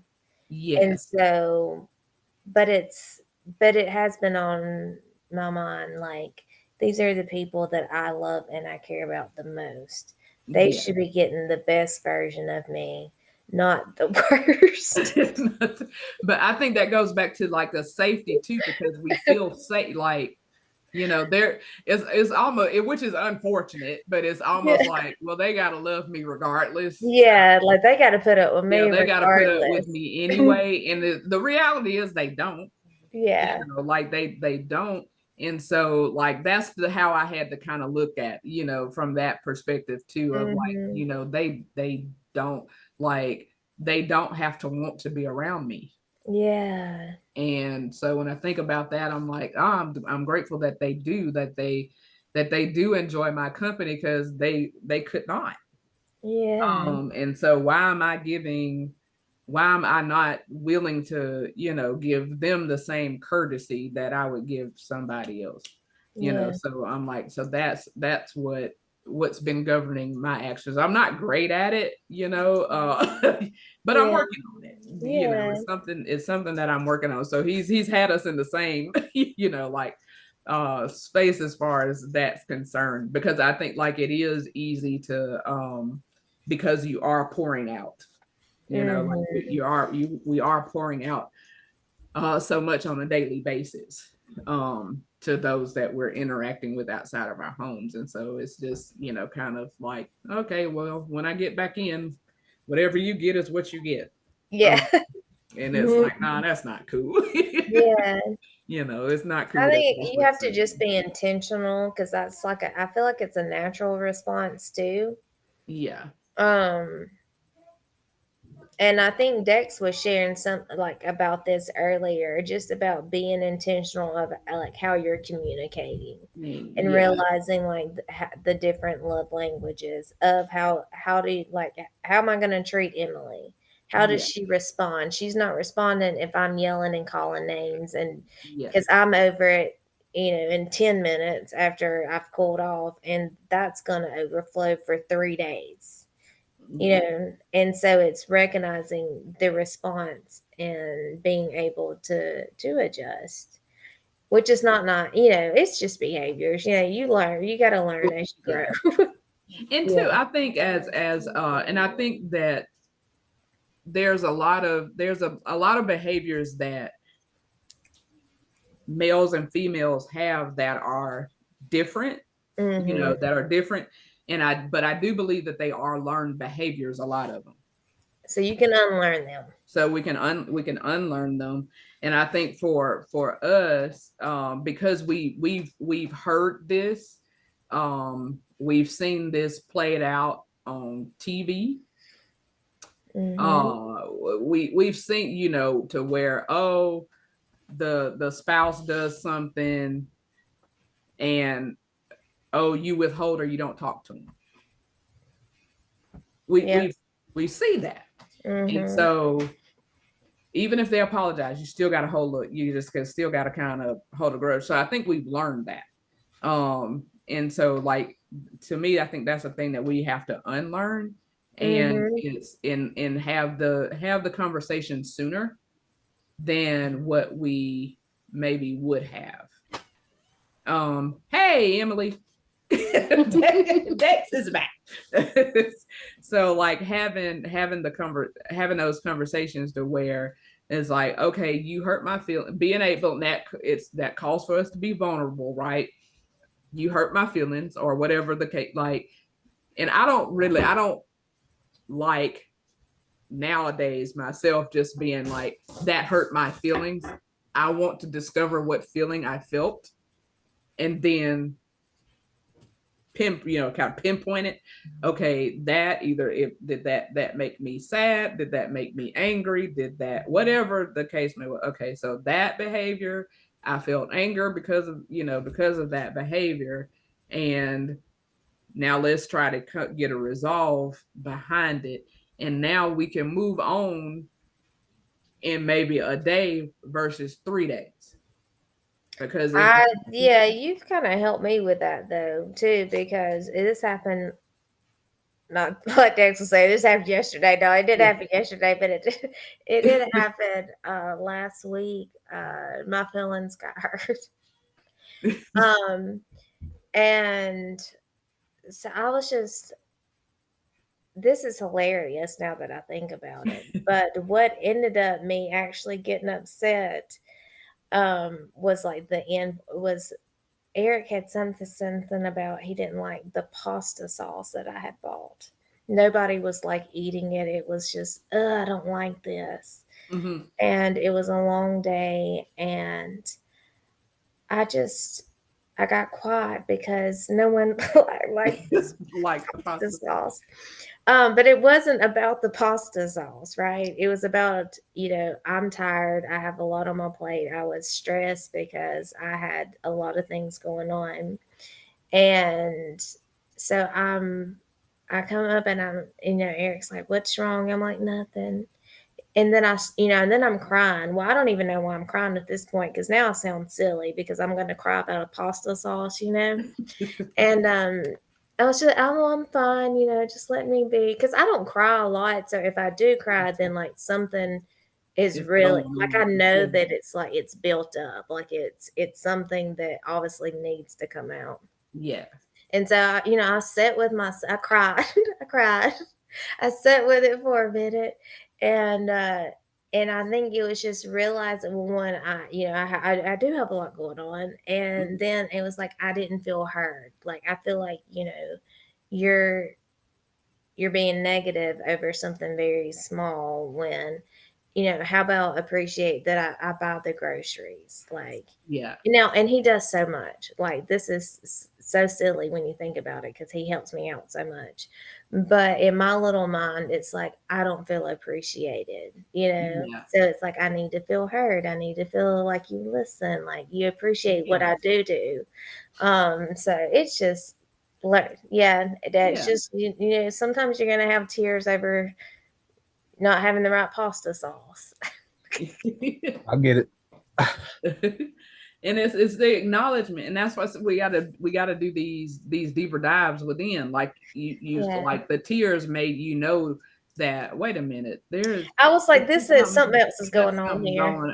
It's not just that they don't like the pasta sauce, but it's coming up because they're talking about the pasta sauce. And that's the same thing, like with me, with the not, I don't like to be angry. And so when I find myself, like agitated or irritated about something, and I don't quite know like what's causing it.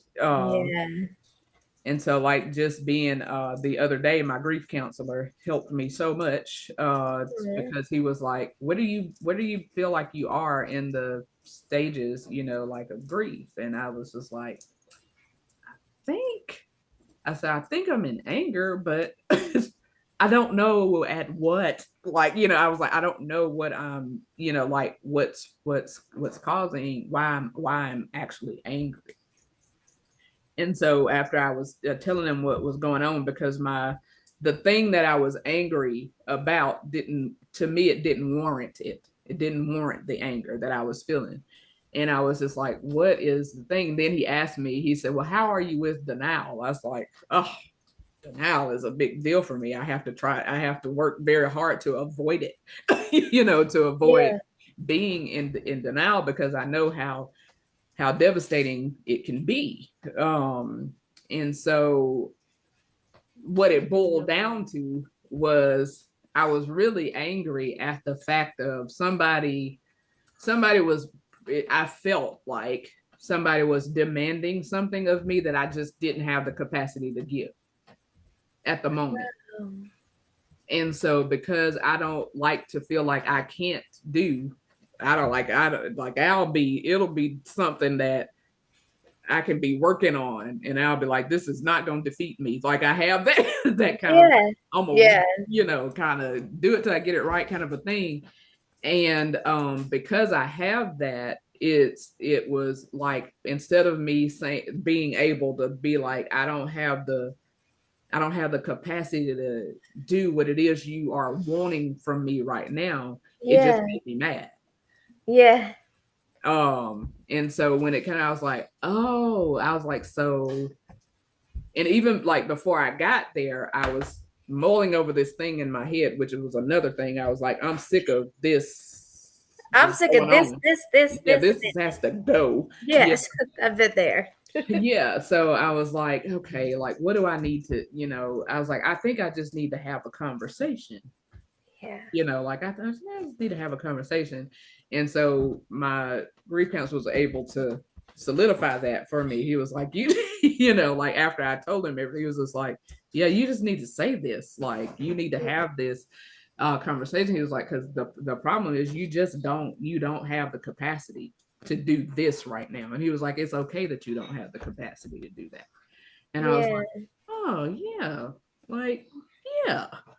Like he was like, because with what you're doing, like he was like, you're spent at the end of the day. You and it's okay that you're. And I was like, yeah, like that made so much sense. But it was the piece that I was missing was the part for me of the denial of saying, because I don't like to say that I can't.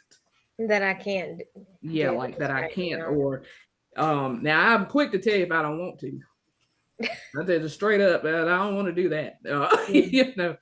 Not interested. I'm quick. I can be quick to do that. But if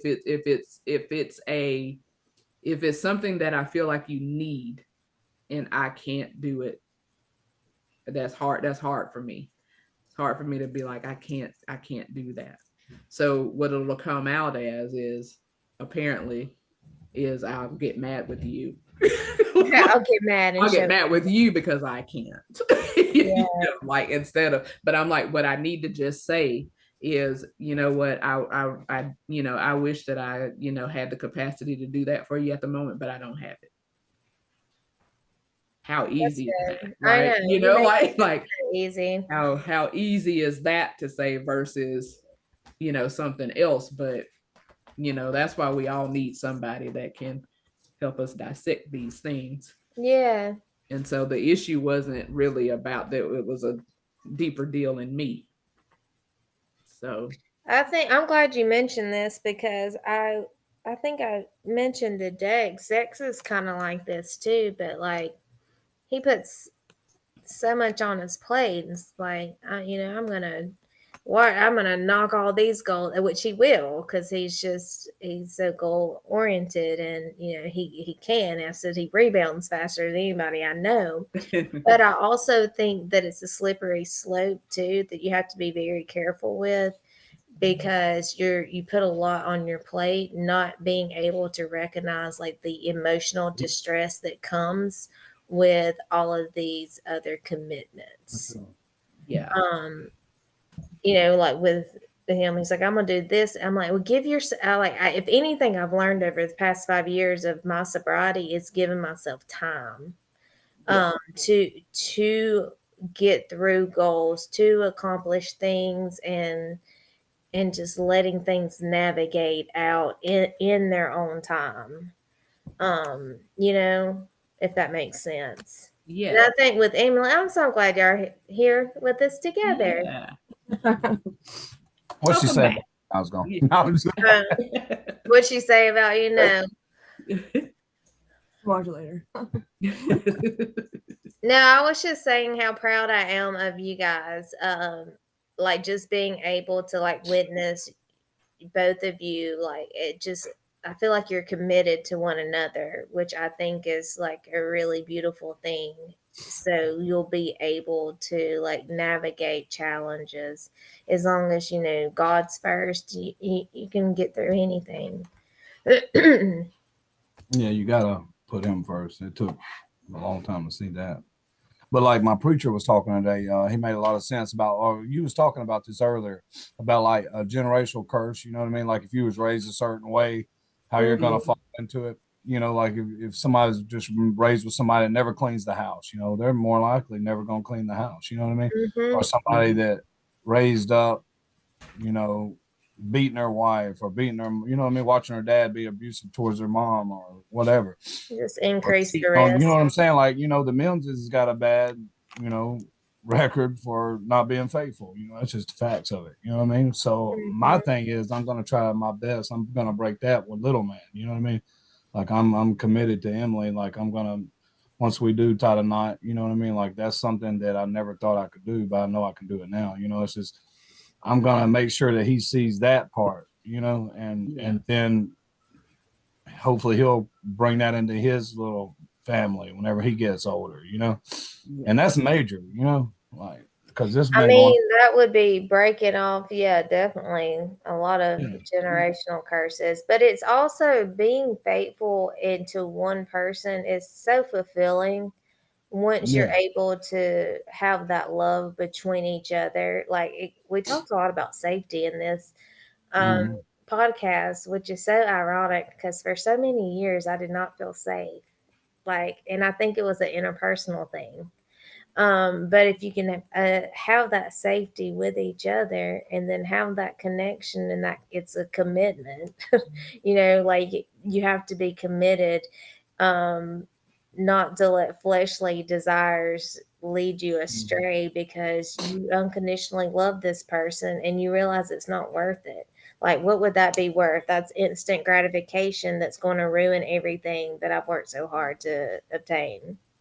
You know? Counting the cost. What is that scripture that talks about who builds without counting the costs first? Yeah. Like when you look at when you just take the time, like what is this going to cost me? And like this can cost me eternity. Like Yes. if I've made a commitment to be faithful to you as my spouse, and I go outside of that, I didn't just go outside of, and I didn't just hurt you. I've now done something that can cost me eternity. And do I want to cost myself eternity? Yeah, well, it even says in scripture, you know, it says like a man is what he thinks. You know what I mean? A man is you are as your thoughts. So I mean, that goes with anything in life. You know, you are what you think of. You know what I mean? I know I said this in the last podcast. My opinion still hadn't changed on this. I believe you manifest your reality. You know what I mean? Like if you put positive into it and you think positive all the time, you're gonna have a positive outcome. But as soon as you start, you know, looking at the, you know, the neighbor or, you know what I'm saying? Like, you know, straying away mentally, that's where it starts, you know? I agree 100%. Absolutely. And once it starts mentally, eventually it's going to catch up emotionally, physically, and everything aspect of your life. And as long as you can catch it mentally and stop it there, then you got it whooped, you know? But like you got to catch it mentally first. Yeah. That's how I've said before, like I'm like now we've probably heard this statement before, but the way that we've heard it is not the way that I perceive it now. Get your mind right. You get your mind right, the rest of you will be right because my mind is what controls all of it. Because my mind sends the signal to the brain to do. So if my mind is made up, if my mind is right, then I'm going to do the right thing. So the right thing, in my opinion, because I am a believer, is what does God say? So if I meditate on the word day and night, then that's how I'm not going to sin against him. And that's what he said. Hide his word in your heart so that you may not sin against me. That's what his word says. So I had to hide that word in my heart, and then I got to do it. So when he says don't commit adultery, then I don't need to commit adultery. If he says don't steal, then I don't steal. He says don't lie, I don't lie. You know, like, so that goes, but I gotta speak truthfully to my neighbor. My neighbor is every person, everybody. Yeah. So if I've got to speak truthfully to you, I've got to deal honestly with you. And so when we are in that space to where I think that I really do. I think that's why we have gone back to security and respect so much within this conversation about treating people right, is because the only way that I can do that is if I'm respecting myself, and then I'm going to respect you. If I'm connected to the source of love, then I have no other way but to love you. And my loving you is not me just doing everything that you say do. Right. My loving you is dealing honestly and truthfully with you, and setting boundaries with you. And I'm the only one that can set boundaries for me. Nobody else can do that. Yeah. But I am responsible for communicating the boundary. Yeah. Well, that's what, like, when tell them, like, maybe you can explain it better. Like recently, you know, whenever you told me how I was talking to you, that made you shut down towards me emotionally. Remember? Yeah. Wait, like, how did the conversation go? Because how I was speaking to you. Because I was like, why don't you, text me nice things? You know what I mean? Oh yeah, because Oh Lord.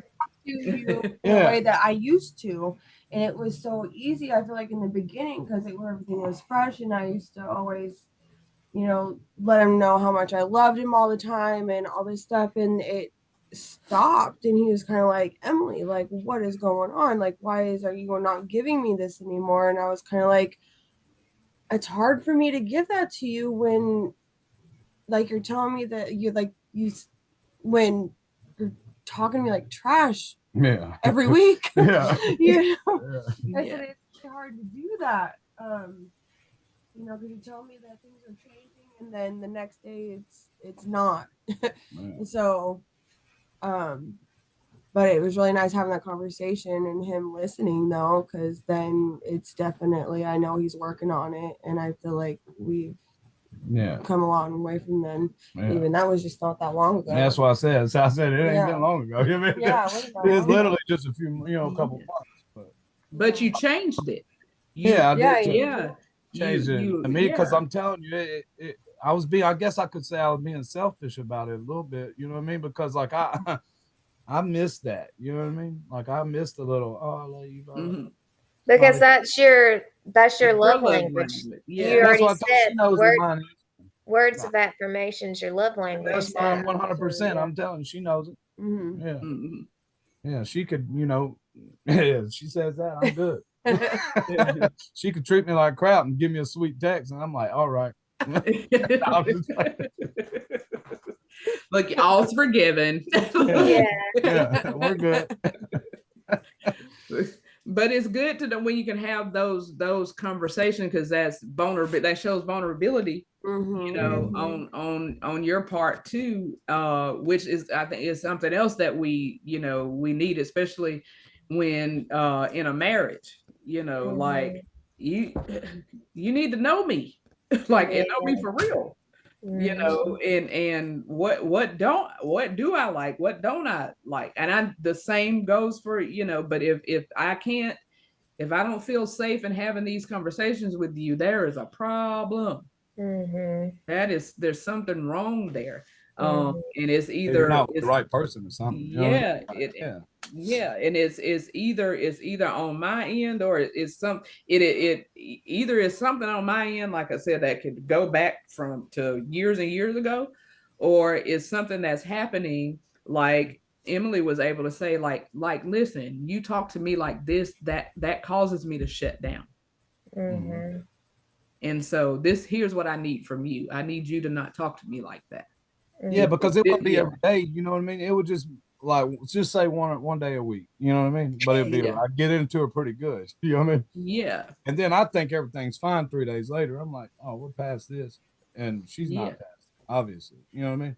And let me ask you this: were you did you apologize to her? Okay, he would apologize, but it would be like, Emily, everything's different. You're changing. And then the next one, it would be, no, you haven't changed. And so he was just taking back everything he had just said. So I'm like, okay, well, you said it's great. And then now you're saying it's not. So what do I believe? Do you really think that I'm changing? Things are changing or right? Or do you really think it's not? But I mean, it would be a lot more worse than just but, so I was like, I don't know what to do. But like, I don't know if I'm changing or if I'm not changing. Yeah, I don't know. But I mean, I knew that things were changing, but just the way that he said it, and then that made me feel bad, really, because I know how hard she's working. You know what I mean? And I know how much she has like dramatically changed just over the last 6 months. You know what I mean? Like, like since you got 10 months sober now, all the way. Like, awesome. So she's almost got a year clean all the way. You know, so that's awesome. So just in that, it's a big difference. I ain't got like I got my baby back. You know, like so it's cool. You know. Well, actually, I would say that you're just getting to know one another because y'all met when you're both getting high. Yeah, and now y'all are trying to actually live sober lives, learn each other, and while you have little man. So it's, we was wondering if we was going to even like each other. So for real, like we was like, I'm telling you, it's when you've been with somebody, when you've been high a lot, and then you try to, now you have to, it's like relearning somebody over again. Because you are because they're a different person. You're absolutely, it's a new person that you're getting to know. And so like I ask about the apology because like sometimes we can have these, like have these tips, somebody can say something that causes you to shut down, and then okay, like I got over it, like okay, it's over, it's done, but there's still brewing because like the apology really hadn't happened. It may be like, hey, you said whatever. Hey, like, hey, you, like, we hadn't talked for a day and a half, but then all of a sudden it's, hey, you want to go and get something to eat? And it's like, yeah, let's go get something to eat. No, it's still no, hey, I my bad for talking to you like that, da. But it's just like we think time handles the situation, and now we wonder, like, it's been 24 hours, what's wrong with you? Time fixes some things, but time don't fix everything. Don't fix everything. So it's like, like, we need to have a conversation. Talk about it until it's solved. Like every time we've like argued, like he's figuring it out right then when it's like till it's solved. I'm more the type that's like, I want to step away. A step away from it. And he's like, no. Like, we're gonna figure it out right now. He likes to argue though, Emily. Have you recognized this? He likes to argue. Hey, listen, I don't like it. He's actually done really good because the other night he got upset. It was yesterday. I thought it was the other night. Was it yesterday? No. This was the other night when you wanted to go to work the next day and you wanted to with us. Oh yeah. You got really upset. I did real good. He got really upset and he said a couple things and I was really trying really hard to ignore him, and it shocked me really bad because I was turned over and he kept like nudging at me and I was like, stop it, I'm watching a movie. And he finally, he goes, I heard in like my earpod him go, I'm really sorry. Like, I know I should have acted out. And I was just kind of like, oh, this is kind of really weird because he just he really was sincere, and it happened quick. And I was like, okay, that's crazy. Usually it's gonna, drag out a little bit longer, but it's really good. I was like, oh my gosh. But because I knew what I was mad about was kind of dumb. You know what I mean? It's kind of like the spaghetti sauce. Whatever. But and I knew I was overreacting, but I was just really mad for like a minute or two. Not really long at all. And I said a couple of things I probably shouldn't have said, and that really put her on the defense. She was like, just turned away from me, put her headphones in, and started watching a movie on the phone. I'm like, you think you just going to turn away? Child.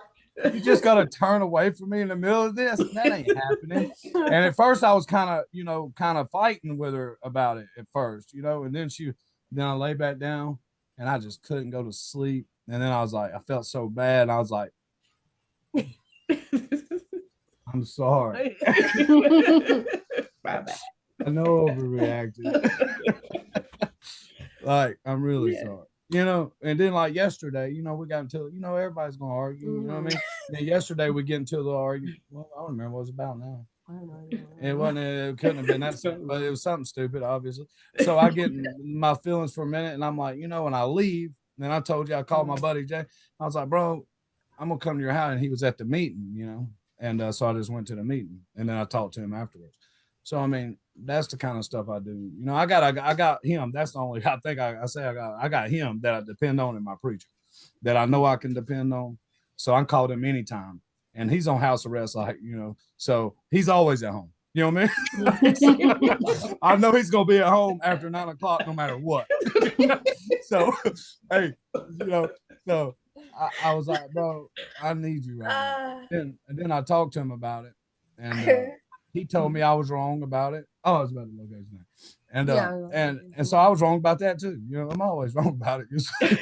And so yeah. It's just now I'm aware because I'm thinking clear and I'm really like dedicated to this, and I really want to make this work. Because who wants to come home to a bitter woman? You know what I mean? You know what I mean? It even says in the Bible, you better be out in the desert. You know what I'm saying? Yeah. Homeless and be under the house with a nagging wife. Get down, dude. Yeah. And so that's not fun for me or the baby or nobody. You know what I mean? Yeah. So yeah, I try to acknowledge it and fix it immediately. Yeah. But she's different. Like if we are having she'll walk across the road to the church and sit down, and it'll drive me crazy. I'm like, we gotta talk right now. Like, I know that I'm not gonna get through to him when I'm mad. And he's mad. There's just no so there's no So you're just taking a moment. I'm just taking a moment. Yeah, because when I get to a certain level, if it's serious enough, Jesus can't come down and talk to me. Right then. You know what I mean? Like, no, there's nothing. So I know that. So I don't want to like sit there and keep saying stuff to each other that's hurting each other. Yeah. I'd rather just take a minute till we calm down to really be able to speak and hear each other, because we're not hearing each other in that situation when we're both seeing black, we're both seeing red. So yeah.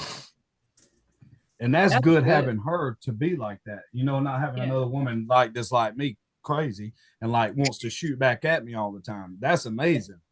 That's amazing. Like we brings make a balance to you. Yeah, it may I think he probably pokes it because in the past you've had somebody to re-engage with you, which I had one that would fight intensified and amplified the situation.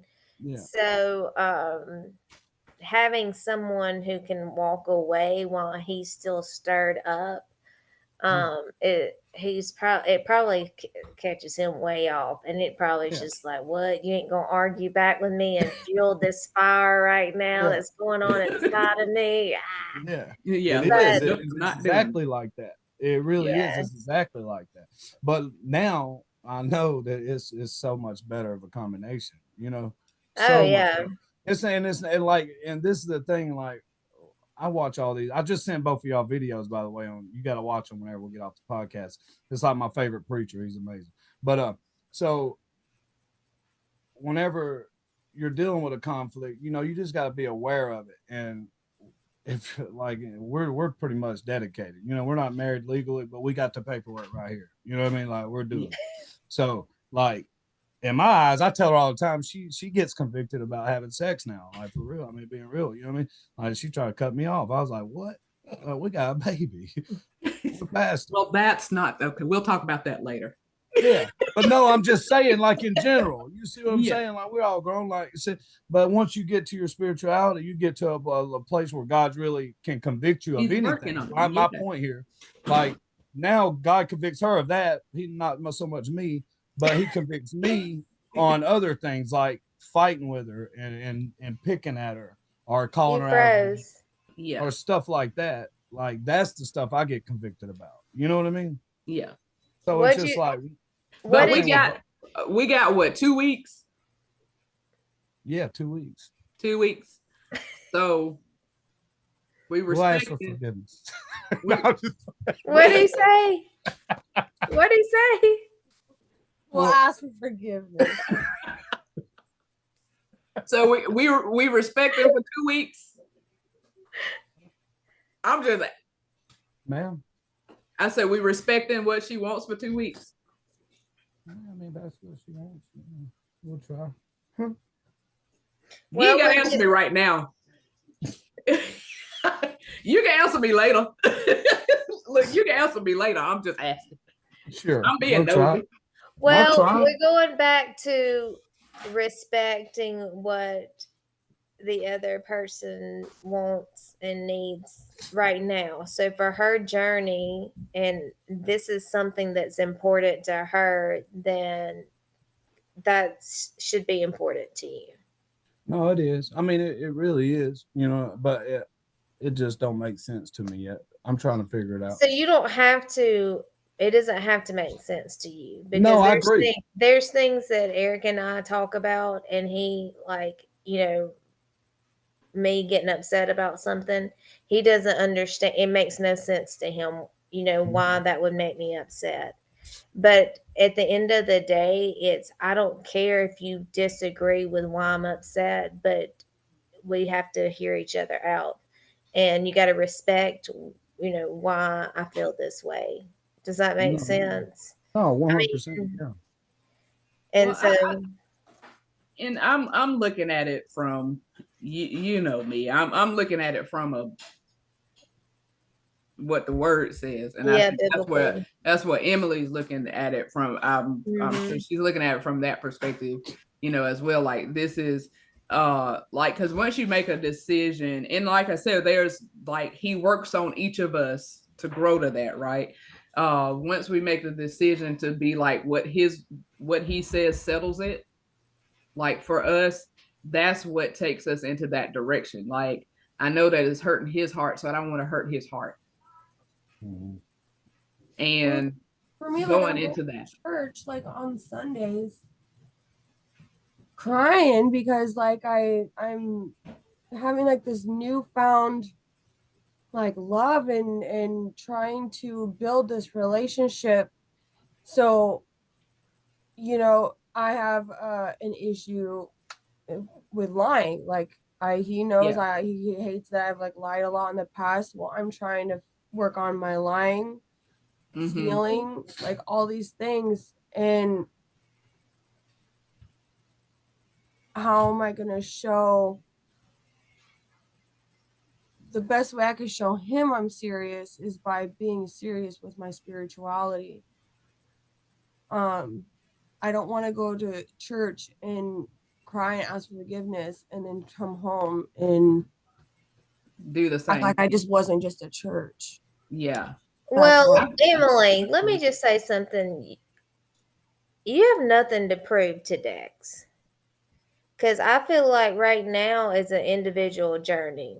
And although, yes, y'all are partners, but at the end of the day, I get so like frustrated when people feel like I need to prove that I've changed. I need to, you know, because I know you may feel like that, but at the end of the day, you know, you're committed to God and whatever that commitment is, and you make those choices of what you feel like you need to do with your walk.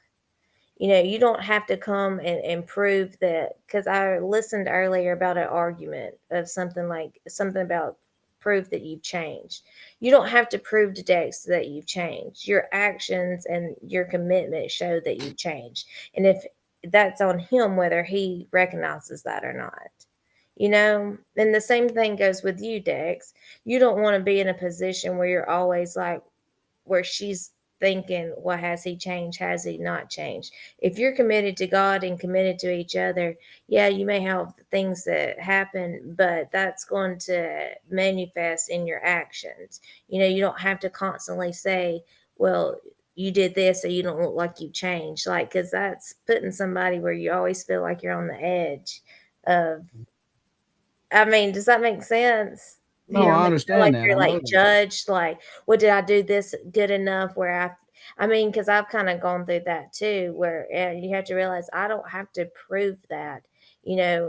I'm sober today, not because of I mean, obviously I would let down my family, but I'm sober today because, like you were saying, Emily, like you made a commitment to God.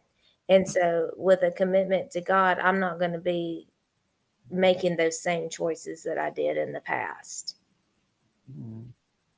Yeah, because it sounds like Dex was saying earlier too, that it's like he just hasn't been convicted in that area yet. Yeah.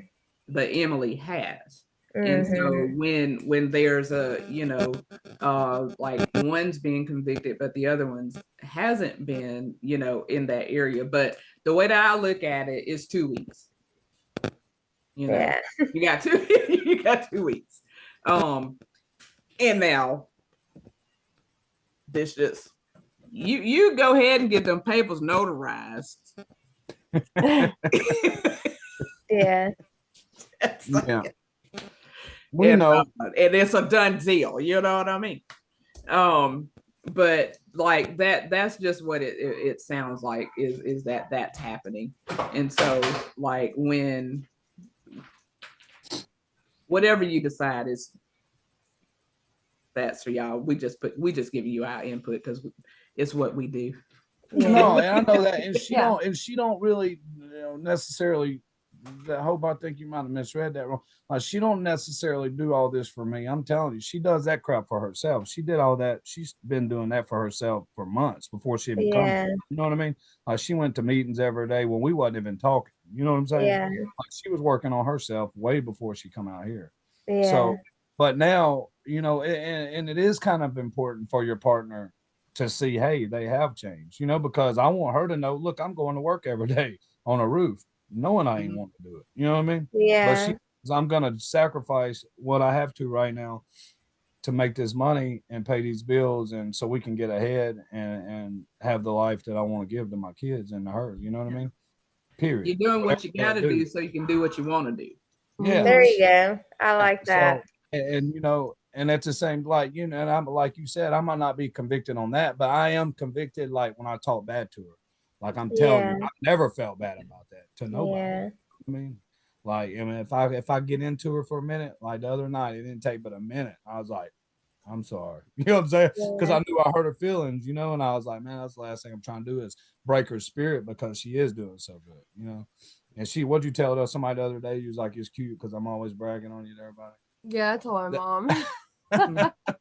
He does, Emily. He really does. He does brag on you a lot. So I love that though. Yeah, I tell everybody, I'm like, shoot, I got it made. My girl spoils me, boy. I'm telling you. Yeah. That's woman. Yeah. Yeah. But and okay, this is the last thing I'm gonna say on the sleeping arrangement. Okay. All right. So because I 100% have been where you are, like 100%. And I felt like Emily. I was like, I don't want to. I feel like I'm lying. So like, and God knew what was going on. Like, it's not like he didn't know. Like God, he knew what was going on. But the conclusion that I had to come to was that either there are certain things in his word that are very clear. He's clear in what he says. And so there's no room for confusion. So it comes down to either I'm going to do it or I'm not. Mm-hmm. Like, point blank. And so with that, that's where I had to get to, like, okay, I don't have to understand it. I just got to obey it. Mm-hmm. Because there's a reason why he says to flee this. Like, and when you look up the word flee in the dictionary, it says run from, as in terror.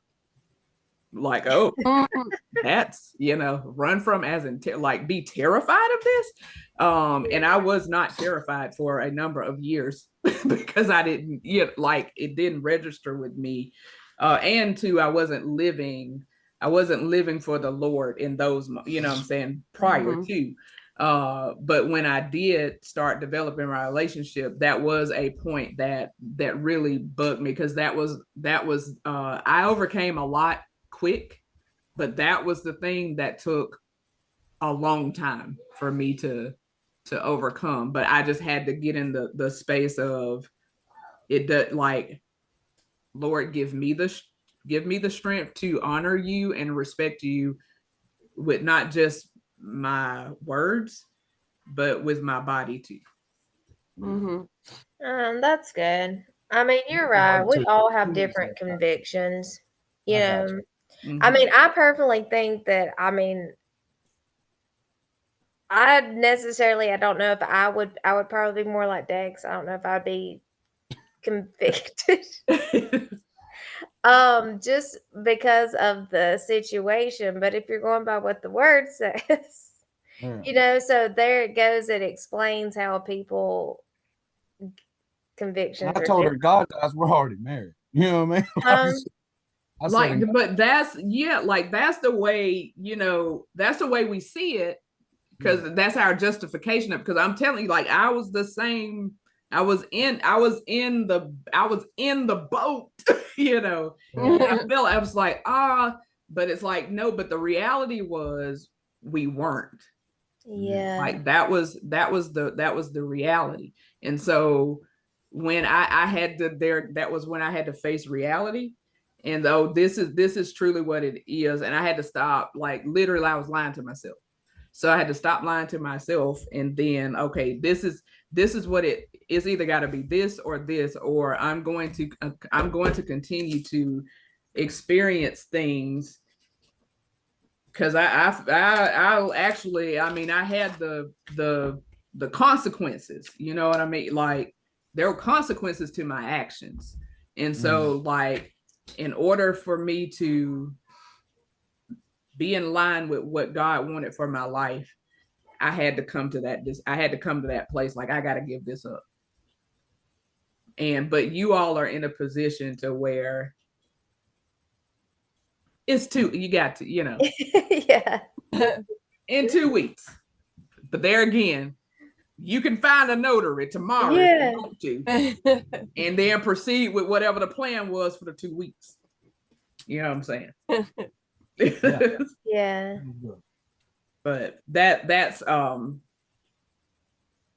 for on that part. But I think that I'm rooting for you. Yeah. I love that you all are growing together and learning about each other and growing in that manner. That's a beautiful thing. It really is. Yep, I love it too.